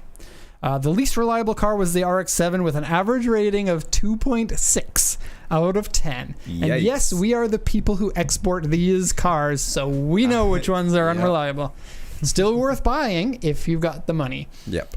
And the last ones, I got some stupid things, so I'm just going to skip those. We'll step right into the car picks. Okay. Auction and dealer. Oh. Actually, yeah, we got reverb too. Auction and dealer picks. Which is called car picks. Car picks. So these are 3 cars that we picked from auction. You can still bid on these cars and win them. You see something that you like. Like this. Please tell me that's on screen. Yeah, it is. Oh, You perfect. can buy this car. These were all brought to you by Grant. Thank you very much, Grant, for picking these cars for us. One of the ugliest cars available in Japan. Why And is Can I there say something? if the looks of the car I hope you're going to say what I'm thinking. are not selling you on this, these are big money. They're like 1.4 million or 2 million yen. I have no idea why people pay so much for this marshmallow car. Go ahead, Max. What are you going to say? The face looks like it's disappointed at life. It's like, I was going to say, why is there a Tetris block coming down the rear window? It's like the Nissan Cube, isn't it? Yeah. It's like Nissan Cube turned into the Marshmallow Man Yeah. from Ghostbusters. At least it's aptly named the Loco. Is it? Like, yes. Honestly, I looked at this. I thought it was the Toyota Deli Boy, which is the Toyota's version of the same car. Yeah. Nissan and Toyota definitely have that appendage measuring contest between Yeah. the two of them. Oh, you can make stupid cars? Well, guess what? Look at this stupid, like the window Yeah. for the driver. Some- Why did they not, it's like they make the mirror and then melted the car a little bit. Yeah. it's like Japanese It's houses. marshmallow. Every And the- and window the- has a different shape. Right? And the face on the front, it's like, I'm not happy to be here. yeah. Oh, the This window Tetris is block even again. different, Yeah, too. it's what? Blah. But imagine the JDM cred you would get if you had this lowered on 20-inch wheels That would be in the USA. 20 inch. Yeah. I don't know if you could fit 20-inch, but The name condition-wise, 1994, 97,000 kilometers, grade 3.5, manual transmission. Oh, that is So you can do Ooh. burnouts. 2.6 liter? RB26? Oh, Is yes. that what's going on here? Yeah, what? Nissan? Wait a What? second. What 2.6 liter diesel engine did Nissan have? They had a 2.7 liter Iconic diesel engine. I don't know any of their 2.6 liter diesels. But it's probably a more industrial one, like a forklift Yeah. engine. Because the reason why people pay big money for these is because they last to 700,000 kilometers. And they're used for driving all the time to Right. deliver things, right? Yeah. And this one only has 97,120. Yeah, so it's still good for another 600,000 kilometers. Jeepers. You could do a pretty epic camper conversion on this. There's something about campsites that you want to have those Yeah. stupidest looking camper just to attract attention. I So you mean- can be like, actually, I put the solar panels on Yeah. myself. Oh, yes, we can tell. Make a camper. Oh, if we want to make a camper, then I next one. was going to say, like... Hold at on, this I got price, more this is trash to talk camera. about with this one. Okay. We want people to buy this, so this is actually a great car. The Nissan Atlas Loco, available through PCA if you would like, although we don't recommend it, I guess. Yeah. I don't know. Grant Really says want it looks like it's had an allergic reaction to something. Yeah, someone said it got stung by a bee, so... The face on the front is like they didn't try to make that look like a car. They Atlas? tried to make it look like a Yeah. person. Hey guys. You guys know by a what's funny? bee. Jeez. Okay, what's next? This is the Atlas Loco, just for Dark Corsair. Yes. Atlas Loco. And Loco Yeah. means Buy yourself Yeah. one. crazy in Spanish. Muy loco. Okay, next one. Oh no, this is not the camper. This is not the camper. But I don't know. An S15 camper would be kind of cool. yeah. Can you imagine that with like a roof tent? This is a Nissan Silvia Autech. Autech being an in-house tuning company of Nissans who makes some of the coolest versions and several of the lamest versions of modified cars. We all know Autech because of things like the Autech 270R or the Autech 400R. Those are Autechs, right? Grant, The Nismo for. those are Nismos, right? Yeah, but they Okay, have but they a did bunch make of the 260 RS of the Stagia Yeah. and several other, like the and our Autech March. Spoiler Thus alert, is true. The people at home haven't seen yet. Yes. Nope. But we are always giving little tidbits of information on the cool JDM show. That's right. So know what's up. The Autech version of this, notes from Grant. This one is in pretty rough shape, but it is an Yeah. S15 Yup. with 200 horsepower Autech built SR20DE. So you get the 200 horsepower, but no turbo in this one. But the regular non-turbo 2 Yeah. liters and these cars were putting out less horsepower than this, maybe in the 165 Yeah. horsepower range. This was the only way you could get a non-turbo 6-speed in the S15, isn't it? I think you're right. Yeah. That's where I knew And it so a from. high revving, high lift camshafts from the factory. And Yeah. it's weird that they did this. You would have to take a hit in power in order to get the NA, but Japan loves their NA engines. And it's because, well, I think it's because the Toges Yeah, it's don't like suitable. turbo cars. Yeah. Windy roads and waiting for the turbo lag, it's Yeah. just not something everybody wants. And then you hit the turbo and then you hit the corner. Yeah. You hit the turbo and then you start spinning the wheels. Not too fun. Higher compression, 6-speed manual out of the Spec R. So cool. The world's worst steering wheel cover on this one. Yeah. Oh, I hate those. Yeah. They're so disgusting. Yep. That spoiler, of course, is I don't think aftermarket. that's- I believe that's yeah. aftermarket. Yeah.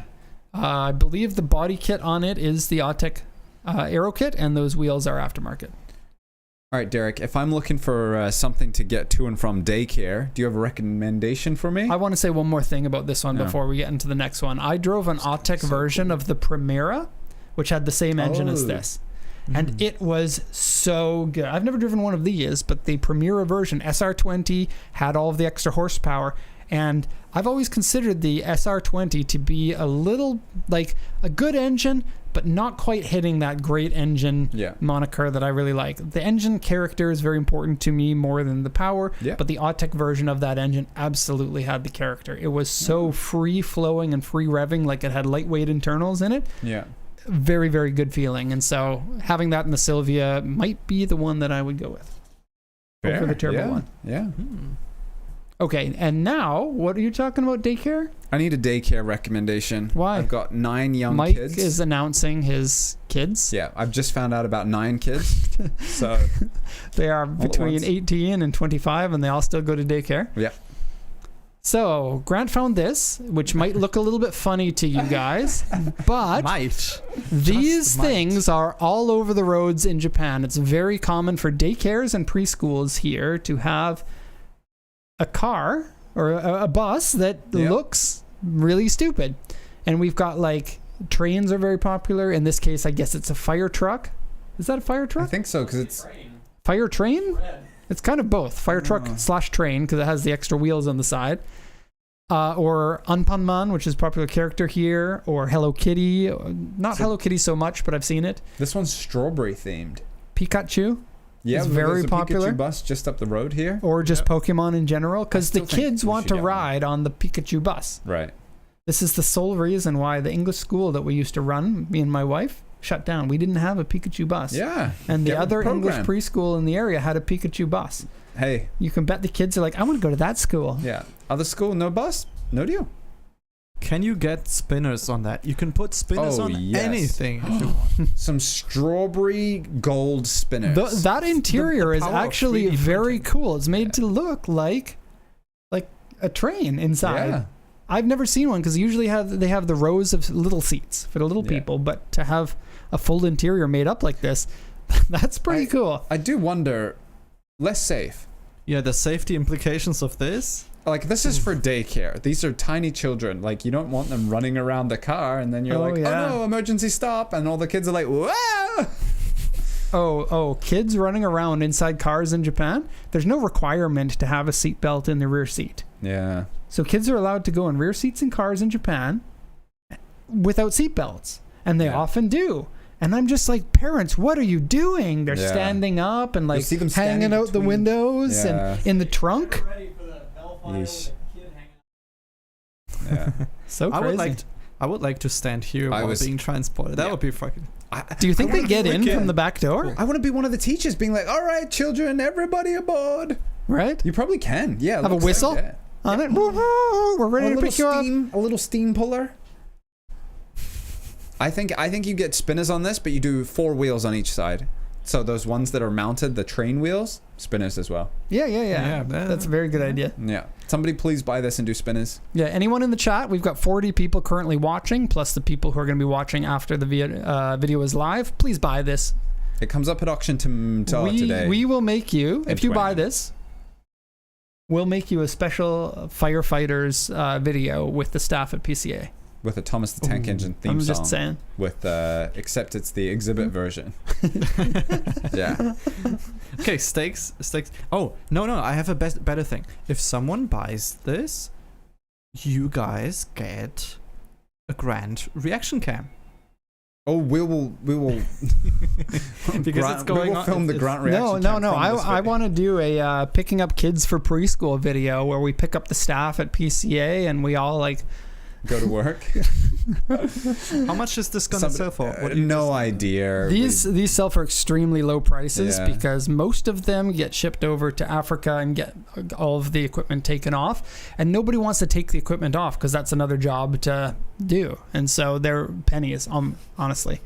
So if there's any YouTubers out there that want to make some sort of like reaction content, oh, this is the perfect car for that. Yeah. They can be a little expensive to ship because they're often a lot taller than the regular version of the van. So they, probably several $100s more to ship, but worth it. Near the amount of money and time it would take to make something like this. So just do it. Like, seriously.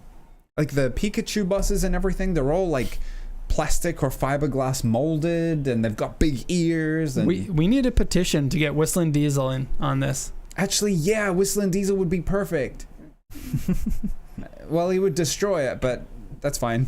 It's not that valuable anymore. Like, no preschool is buying this, and nobody is like, that's the camper I want. I can imagine the Whistling Diesel would be a whole bunch of fake babies strapped to the inside of the car as it's getting like lit on fire or launched off something. Or PCA does that video. Yeah. Okay, so that's the cars. If you want to buy any of those, please hit us up. Grant right now is on the emails getting ready to get your bids and translations for those cars. Yeah. Next segment, we're going to go, this is what we used to do at the beginning. We moved it to the center of it. It is information about what we do at PCA entitled This Week at PCA. Moved to the end of the show by popular request. Yeah, because you guys don't like hearing about us. Yeah, they were like, I need to have that at the end of the show so I can tune out. Wow, that went way too long. Yeah. So first thing to talk about. Sorry, did I cut you off? No. I should not do the methamphetamine before the show anymore. Can you please pay attention to Max? Please? Max, you're allowed to speak, but allow me to leave the room so I don't interrupt you again. Okay. No, it's fine. Go ahead. But quickly, we have questions. Yes, we have the poll. Thanks for voting on the topics for the poll. We had a pretty large turnout for that, more than I expected, and so that's very cool. I like that system. And do you have the poll? I want to know how many people voted. We already talked about. Oh, it was 280 or something like 261 voted. Pretty good for the numbers that we pulled in for this. Pretty good. Thank you for voting. And if your topic wasn't chosen, haha. Better luck next time. So what we're going to do is the second place and third place we'll do again. Or if it's third place and it's really, really low, maybe we'll just toss it. Yeah. We're still going to bounce around with what we like. So we're definitely going to be doing the second place one again and then putting either one or two new topics in there for you to vote on. And that should be up fairly shortly in the next 2 days or so. I can't spend too much more time here because I'm going to Disneyland. What? Yeah. For real? For real. Oh man. Yeah, it's my son's birthday today, so we're going to be doing the After 5 Disneyland. Oh, and it only cool. takes 40 minutes to get to Disneyland from here. And the After 5 is great because if you do it on a weekday, there's not too many people there, so you can actually go on a decent amount of rides, and it's not as hot. Disneyland, Oh, that's bitches. Cool. Well, I'm not a bitches. That's my one swear word. You're not allowed to say one. I Well, already yeah, said I just one. said the same one. Okay, I'll let it slide this time. Do we have a picture of the pole or no? We did showed show in it the already. beginning. Yeah. Oh, Yeah. Oh, okay. Yeah. Oh, I remember. You remember? that. We Yeah, did this an hour ago. Okay. DW was asking where was the poll. The poll was on the PCA YouTube channel community page. Should be in your subscriptions. Yeah, list if you look in into it. subscriptions, you'll probably find it. How do we that navigate there list? from the channel? It's just like the about section, or is it community? There's the community tab so on the channel. PCA page, community, polls there. Yeah, next poll is going to be up this afternoon, today. This New afternoon. poll going live very soon. While I'm at Disneyland. Yeah. It's no worries if you missed Sorry, that guys, one. you're working. I'm at Disneyland today. Yeah, don't remind me. If you missed that poll, be sure to vote in the next one. You can have your say on what topics we do. It's I think a way it's awesome. for you guys to see what you want to see and for us to talk about cool things that we might not have thought about. Yep. Now, Max, Yes. what the hell is happening to your car? Is hell a Ooh. swear word? No. That's borderline. What is HE double hockey sticks? What's going on? I'm fixing it. You're But going I'm to a fixing. I'm famous fixing part of it. I'm bringing the car to. The shop is called Coonies. It's a D1 drift driver dude. So you're getting drift spec mods. I don't So know. you're paying 30% more. Maybe. No, price No, was I actually think okay. drifters yeah, are pretty yeah. good. It was Yeah. okay. And they do the work that other shops are like, we would never do that. Like, Drifters like, no, we'll right. get it done. Changing the rear diff bushings on Yeah. an Altezza. Wait. What are you doing first? You're doing two things, right? Many things. New suspension going in. Cusco. What's going in? Cusco. Okay. Street Zero A. Tension rod bushings. I have solid bushings in there at the moment. Changed them to Coonies poly bushings. Still harder than stock, softer than solid. New steering rack bushings, poly. Oh. And then strengthened diff mounts, front and rear. And remember, we showed a video in the last show, right? Yeah, I Of think your so. diff bushings going Yeah, like completely this. gone. And it's even worse now. Like it, Yeah. rips every time I drive it. So Max doesn't like driving his car right now because he can't wait for the suspension to be done, which we'll be doing soon. This is the life of a car from the 90s. Cars from the 90s don't last that long with all the Yeah. original parts, so you're going Yeah. to have to be constantly replacing stuff. yep. You get a Maintenance cool required. car, you get to be cool, but you got to pay the price. Yeah. What responsible marksman, man. What was your saying, Max? Born. Born to modify, forced to maintain. Yeah. That's the But this how is I kind of live. both. This is modification and maintenance, right? Yeah. Your maintenance, but then you're upgrading the parts. Hopefully that you're not into a bad direction as I did with the solid tension rod bushings because it's doing. We not, will see. No, I think your Comfortable. diff bushing is going to make a big difference. yeah. Next episode, we have Max doing drifty stuff, And burnouts. burning out. And then just a little note on the Drives Japan channel. Yes. We have talked about Grant's fit video and Swift video. We came up with ideas for that. So now we have a concept of. This is not a political show. We have a. Very constrained of you, or refined. I'm missing the right word, but Idiotic. So Good the restraint. next step is we're going to write some points and some script for that. Then we're going to shoot it. Then we're going to edit it. It is going to come out. It's probably going to be at least a couple of weeks or so. I'm not sure. I don't want to talk about dates because Max knows more about that because he's handling the meat and potatoes of that. But I think we have a good plan for that. And if Yeah. you are interested in buying Grant's fit, you'll have to watch that video because that video is also the sales video for his fit. oh, And it is so good to buy it. But only one person is going to be able to do that. ooh. Because the car is just one car. So you Oh. better hit that subscribe button on There's the only Drives Japan one. channel. That And means then it's after you buy the rare. car, you can unsubscribe, but only if you're a loser. But maybe before Ooh. that video, there is another pre-race video. I was gonna Coming. ask if that's the next video. So Yeah. we've got another race video or pre-race video. Yeah. And that then- video is pretty cool. Max and I watched it yesterday or the day before. Yesterday. When do they get to watch it? Pretty I don't soon. know, Not much depends on- needs to be done on Yeah. it. Soon. It's Pretty be soon. done pretty quick. Max needs to Coming animate you pretty soon. the Derek's Driving Academy part, which is probably the most of what's going to take up time. Okay. And All right. For anyone being interested in the walk around videos on the PCA channel, there was a bit of a break, but new videos from tomorrow morning. A break because we didn't have customers who wanted their Yes. cars going on YouTube? Yep. Okay, so now we have more people that do want their cars on YouTube. Expect those. Expect Yes. us. Expecto patronum. Okay, final segment of the show. Final segment, call us in. Questions and answers. You ask, we answer. So if you have questions, you can post them now. We will pluck those out from from The chat too. the chat and from the comments section. Yes. If you're Or- watching this in the future. Yeah.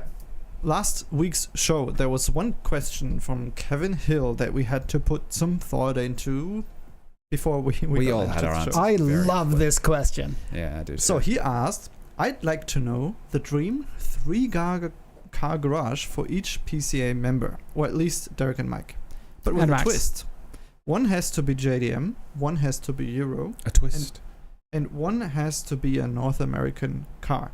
All have to be currently at auction. Oh, we Which I ignored crossed that part. out. Yeah, you crossed Because that out. like I didn't want to be searching auction for cars yeah, that I would liked. take way too long. But we will tell you our dream 3-car garage: 1 Japanese, 1 Euro, 1 USDM. Who wants to go? We have Before I get pictures. into this, I gotta say though, and we got pictures of all these cars too, which Oh, is yeah. great. Whoever got those pictures, awesome. That was Max. Whoever oh no, put- it was you. No, so It was me. Could have been Max.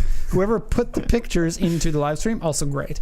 And Cool. whoever looks at the pictures while sitting at the table, great. Me and everyone Oh, else. and if you're watching, of course you're great. Great. Everyone's great. Oh, we forgot one topic when I see here in the... We can come back around. Okay. Derek's first pick. Wait, you wanted to say? Small caveat on this: the cars that I want to own change every day. And I feel so certain that day that these are the cars I want to own. Right. The next day, they're completely different cars. This is a difficult one to, if you were to say you have to have these cars for the rest of your life, it would be very hard. Yeah. As you are a Take car more guy, the breadth of cars that you're interested in widens with the longer that you've been doing it. And I've been doing it for a very long time. And I love the obscure cars. Yep. So I picked 3 that I love, but I could be convinced otherwise. So my first one here. Oh boy. There it Good choice. is.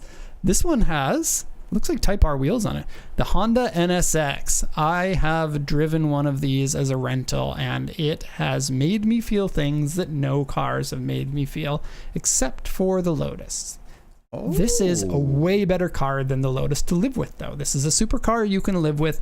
It handles extremely good. No power steering, not very much weight on the front, the perfect amount of power in this. Okay. Strong JDM pick. Yep. I think most people. This is would my agree. JDM car. One of the best JDM cars ever made. Next one. Next one.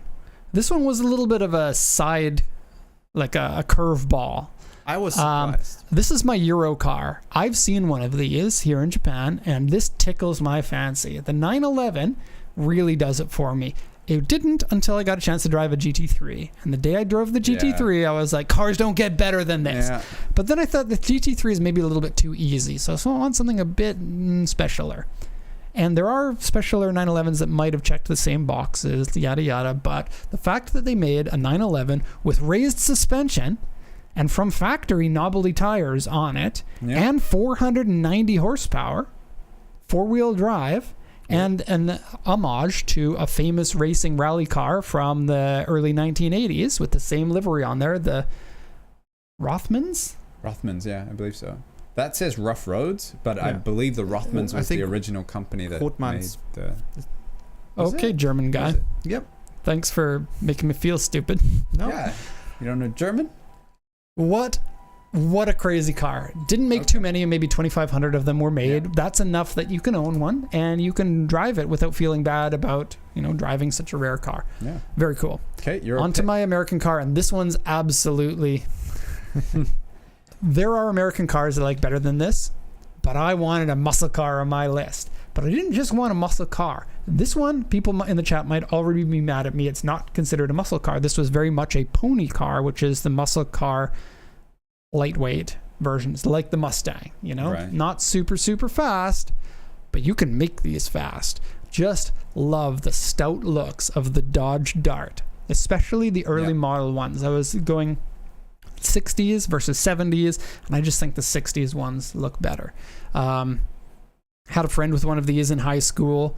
His was a slower one, but absolutely cool. I think an attainable car too, and one that you could modify and mess around with, Absolutely. restore, whatever. And pretty cheap. you can make these cars handle well now because there's a lot of history of making muscle cars turn into livable cars. Yep. Retrofit them, right? Right. What's that called when you restore mod them? Yeah. And you can put a V8 in here. Make it all grumbly, and muscle cars are so cool, and I don't care if it handles bad because the NSX is for that. Yeah. Good picks. Okay. Did you have like a main, like an overall thing of why you picked the cars that you did? The GT40 almost was my American pick. The one from the think 2000s. It would be a better pick. It would be a better pick, but it's it not a depends on the muscle day. car, Yeah, and I yeah, wanted yeah. a damn muscle car on my list. Yeah. And there's no overarching. It was just three that came to mind within seconds. I was like, American car, I'll pick the Dart this time. Yeah. Yeah, this was a very much like we saw the question, we all picked like almost immediately, and scrambled might not be to find our pictures. Absolute favorite picks. I but, love this picture of it. Yeah. That just Going looks to so Mike's picks. We're trying to speed along. cool. Mike's first one. Next was one. The okay. JDM. So that's me.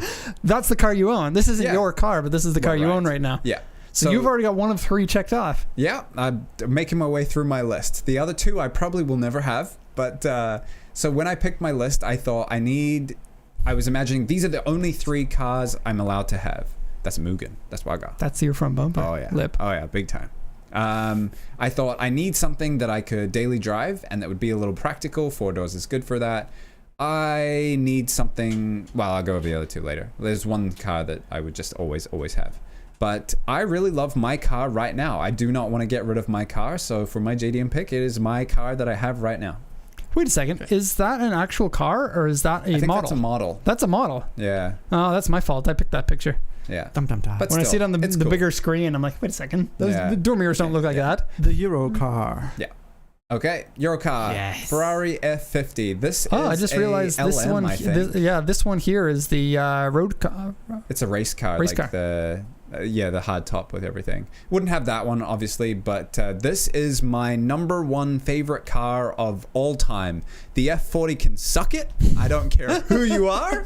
The F50 is better. We've had this conversation. Oh, all the time. I love having this conversation with the F40 lovers because the F50 is superior. All right. Come at me Okay. I think with, it's more with beautiful. any of your. You're your trying to get F40 people love. in the chat to get mad at you this Yeah, time. of course, because I have a friend who loves the Engagement F40. up. Anyway, if anybody ever asks me if I can have one car, what's your dream car, anything, it's the Ferrari F50. Where did that come from? I think it was like the first car as a child that I ever fell in love with, and I had a little model of it, and then since then I've had like 5 or 6 or 7 models of it. So there is more history with the car than just this is a cool car that was in video games. Yeah. This would like in the 90s. This would have been the top car in video games, right? Yeah, I think it was like. Oh, I that got the best time car in of the life. game. Yeah. It's an F50. I don't know where the model came from. Somebody must have given it to me, but I remember just being like, oh my God, I can't believe it. The Shelby Cobra was very much like that too. Yeah. With the model and everything. But yeah, Shelby Cobra would have been a good pick, actually. Yeah. Damn, those are cool. Yeah. The sound, everything. My all-time favorite car, always on my list if somebody asks me a favorite car, so no-brainer. And my American Euro pick. car. American car was very almost the C7 Corvette Z06. I think it's so But- cool you picked this. This More people need to pick this car. yeah. This would be like my fun track car. You didn't say what it is. Oh, Dodge Viper ACR. Ooh, so cool. That's pretty cool. Intensely cool. Want. Yeah. Which is Yeah. weird because Dodge is a car company that a lot of people don't really like unless you're a truck guy. And Yeah. trucks have changed name to just Ram. They're no longer Dodge Rams. They're just Rams. Yeah. So Dodge is like a dead company that people usually don't care Yeah. about. But this is a damn good car. Yeah. It's too good, and that's why it didn't do so well. Well, no, they're just so expensive now as well. Like they Yeah. went up in value immediately when they released them, and now you can't get them for like under 200 grand or I something. remember when they crazy, came like- out, nobody wanted them because they're like, that's Yeah. not a Viper. Yeah. They're like, that's €2. Someone's driven an ACR and they are terrible. What do you mean, like terribly Logan, scary because they're you know so where fast? the unsubscribe button is? No. Wait, are we allowed to No. ban people? No. No. Every opinion is welcome. The gearing is insanely long. With that much power, I don't think it matters. It's not meant to be a race car. Actually, it is. It is. Yeah, it's like their Okay. whole purpose. I just want to say good things about this Well, car. it's I think it's a probably- good pick. It's probably long gearing for fast racetracks because Yeah, this thing is to go insane. fast. Yeah. Anyway, that's my list. Like Derek, it might change from day to day. The F50 is a solid pick, though. My number one all time. I've never driven a Viper. Any I of think them. nerve-wracking that. Yeah. We have sold one. It was a Oh. pain in the butt. Yeah. It was the first generation that didn't have door handles. Oh, Yeah, and you have to reach inside to open it. right. I don't know. I love the Viper, but anyway, Max, your turn. I thought about it for what cars do I need to live with, like 3 cars, and I didn't want I wanted a Japanese sports car, but I didn't want to have a practical American car. So I flipped the list on the top. So JDM, new Valfire. I think Woo! those are A sweet. very grown-up take.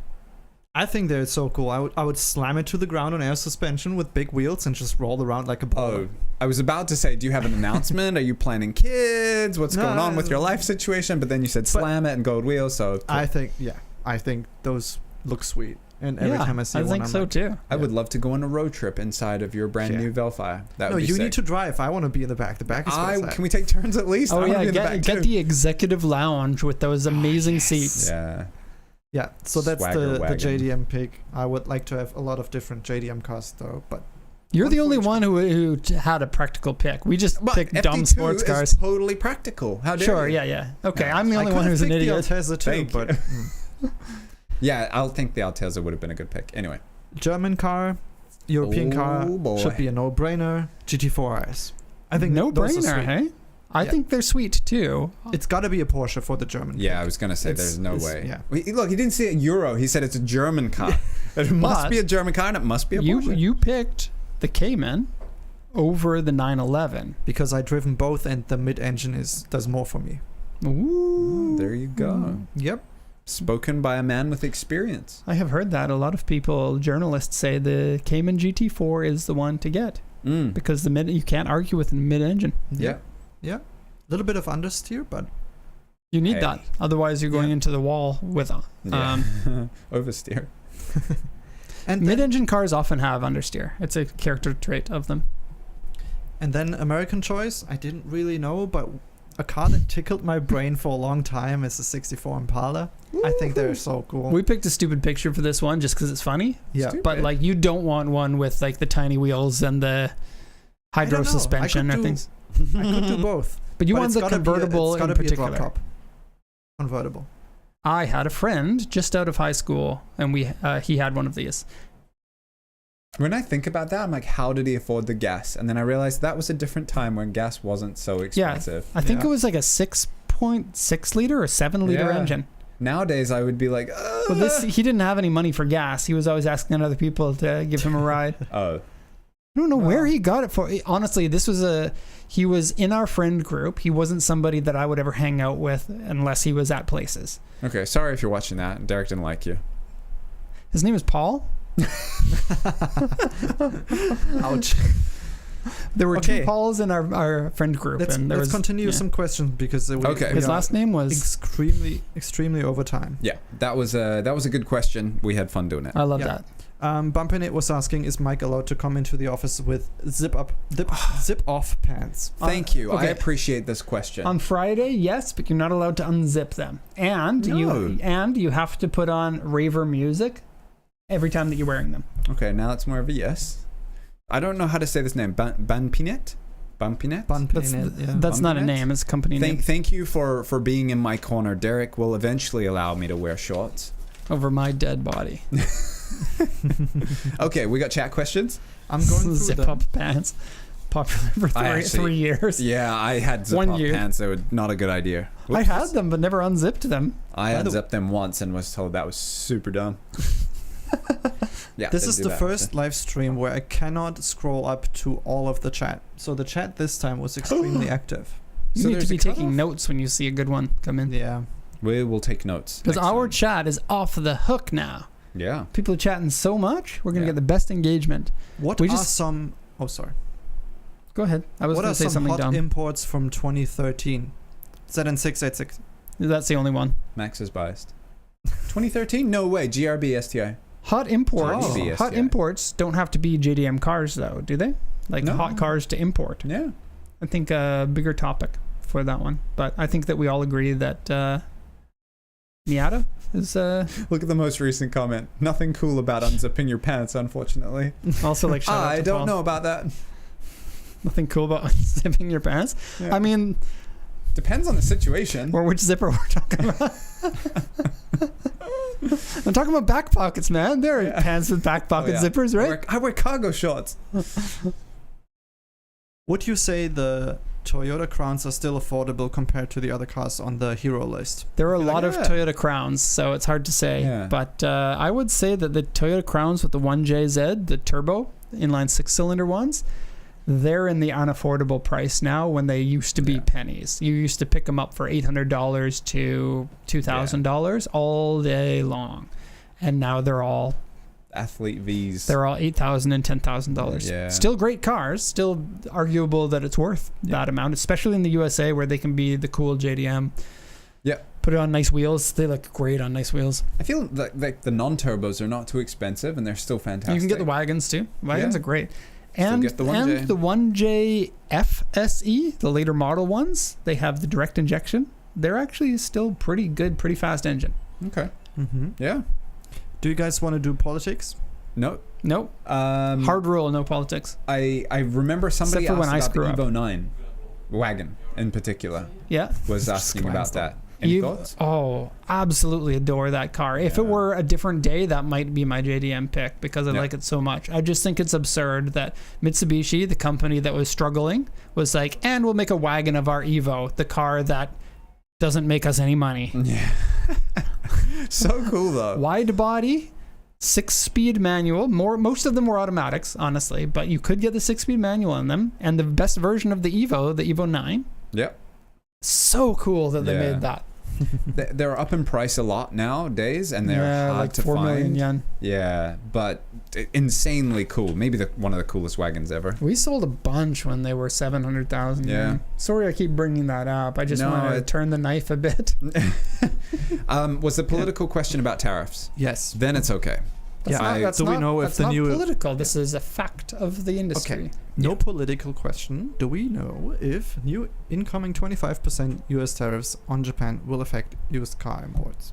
I would say Uh, honestly, at the moment, don't think too much about these things because they change so frequently. Yeah. It can be hard to pin down exactly what's going to happen because the tariffs just this morning were like, or yesterday were like, we're pushing these back from Yeah. early July to early August. And honestly speaking, I don't know how much you viewers are paying attention to this, so I won't go into too much details, but the tariffs that are being placed on to, they're not going through the proper way that you manage tariffs. Tariffs have to go through Congress, and they're not going through Congress, so they're all going to be slapped down. I can say that with almost certainty, unless the Supreme Court decides, which there is a possibility, but the Supreme Court isn't going to be like, yes, from now on, you get to do this thing for the last 200 years was Congress's job. That doesn't happen. You would need 60% in Congress or a Supreme Court vote for that. It's not going to happen. Yeah. So there may be people that are charged, but the court has already said that if you're charged a higher rate and later on it's rolled back because it's deemed unconstitutional, you'll get your money back. Yeah. So. Yep. The tariffs right now are speculation. I think we've seen that everything changes without warning and without any notice. So anything that we were to talk about is purely speculation.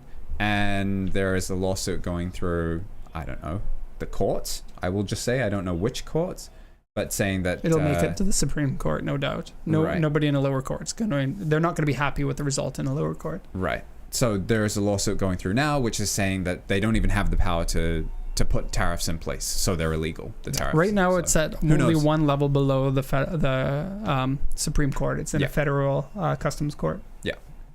Next question from Brian Nguyen. I can't. Nguyen, Nguyen? I believe. Nguyen? If we find a car on a website can we contact you to help us import it? That's what we do.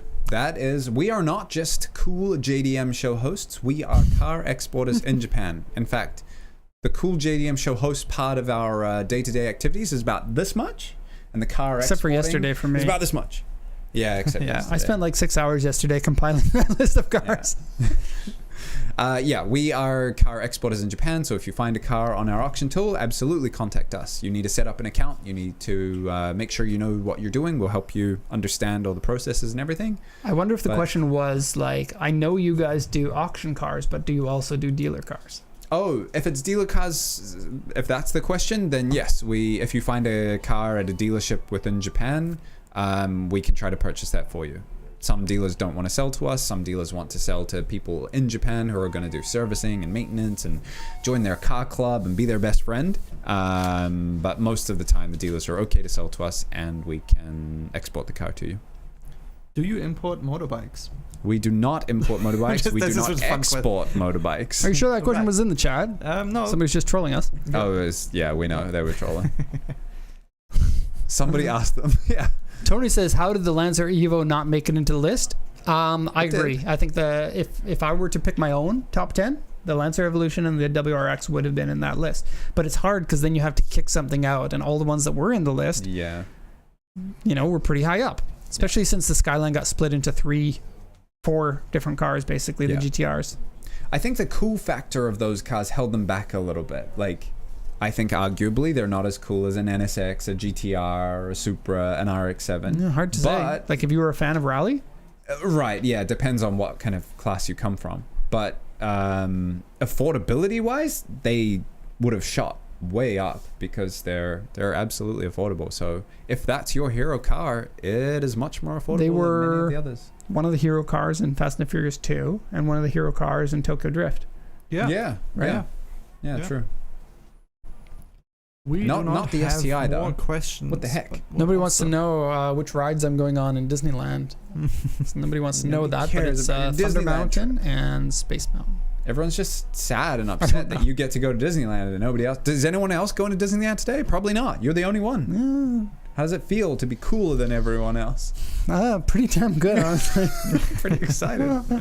I really want to drive my Corolla there, but I'm not going to allow my family to go into the car on the highway with no seatbelts in the back seat Yeah, maybe not. and no AC. My wife, not a big fan of the no AC. 36 degrees today. How did the Oh. Nissan Figaro not make the list? I don't know. There's probably 8,000 reasons. This is the same person who has been trolling the entire Yeah. time, so Doesn't want the show to end. Just wants us to keep going.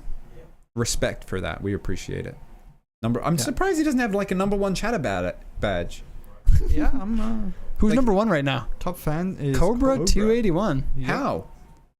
I mean, Cobra, congratulations. I'm not saying that. I mean, Yep. rolling down the I don't street. know. We got to find out if that rating is per show or not, because it seems like a lot of people have It is- being number 1. It is per show. Oh. We're back at 150 XP for. Can we see, how do we like save people's XP? You write it down on a piece of paper, Or screenshot it. and then everyone in the chat has to remember how much extra XP that they get on top of the ones that they can check. But you know, like on Twitch, they always know, like they're got like, I don't know. Wait, there's a top fans button. Press that. But it, See what happens. only shows you the one for this week. For this show. Well, my autism's kicking in, so gotta go. Mine has kicked in long Yeah. ago. Closing question. Anyone has a Switch 2 yet? Nope. No. Switch 2 doesn't have a system seller for me yet. Mario Kart will be fun to play with my children. However, we still play a lot of Mario Kart 8 at our house. And we are broke because I'm saving up all my money for my house because we're overpaying for that. And so no Switch 2 for us until our new house, which will come in 2 years or so. Then it'll be Switch 3. I don't know. The Switch was sold for almost 10 years. Whoa. Switch 2 is probably... I had no idea. It's because the Switch 2 is a handheld, right? Battery life is important, and a lot of people are complaining because it's only 2 hours. So you can't really make a handheld Yeah, that's much not more powerful than the Switch 2 without having it either bigger, which they don't want, and or more expensive or something like that. So they really cut a fine line there. bad. Okay. Well, Okay. Then That's it from us here in the studio of Pacific Coast Auto in Japan. Thank you for tuning in. We've got music coming, Music's coming. and it seems like it's going to come at the end of August. This is a song that you are working with the artist who you are a fan of to create. Yeah. And will hopefully be very, very, There's cool. an artist I like, and I hit them up on Facebook, and I was like, yo, man, you want to make intro music for a cool JDM show? And he was like, dope, man, I'm totally up for that. And I was like, well, what kind of music do you like? And he's like, well, I've been working with this DJ. And I'm like, I love that DJ. Can we get him? And he's like, yes, here's the money. And I'm like, I got this money. We're getting the artist and the producer that I like. Ooh. That's Perfect freaking combo. sweet. That is very And cool. I'm working on the proposal at the moment. We're going to be doing an intro and an outro. Cool. And we PCA, cool floated JDM the music. idea of also having the call out per segment in the same style, which we can potentially add. But at the moment, I'm not going down with that. But the intro and outro should be in a similar style, with one being the hype up and one being the hype down. Hype down. Yeah. Okay, well, this is the hype down. We are And then we can actually end the show. down. Now we're going to end the show Because when right the now. music plays, we'll have to end it by the time that the music ends. Yeah. Yep. okay. Yeah, stop teasing, Derek. You're a tease. Goodbye. Yeah. Thank you for joining us. Thank you for tuning in. If you're sleepy, go to bed. Have a great night's rest. Hope your family's currently having a great night's rest. If it's very late, Bye, Sayo. hope your dishes are washed. If you're not going to Disneyland, sorry. Flame Derek in the comments about his Disneyland trip. Pray for rain. No, I'm it's going his to son's- Disneyland. It's his son's birthday. I hope it's nice. Bye, Sayo. Bye, Saya. And Yes. goodbye, everyone. Otsukare for tuning everyone. into the stream. Take care. Bye-bye. Bye.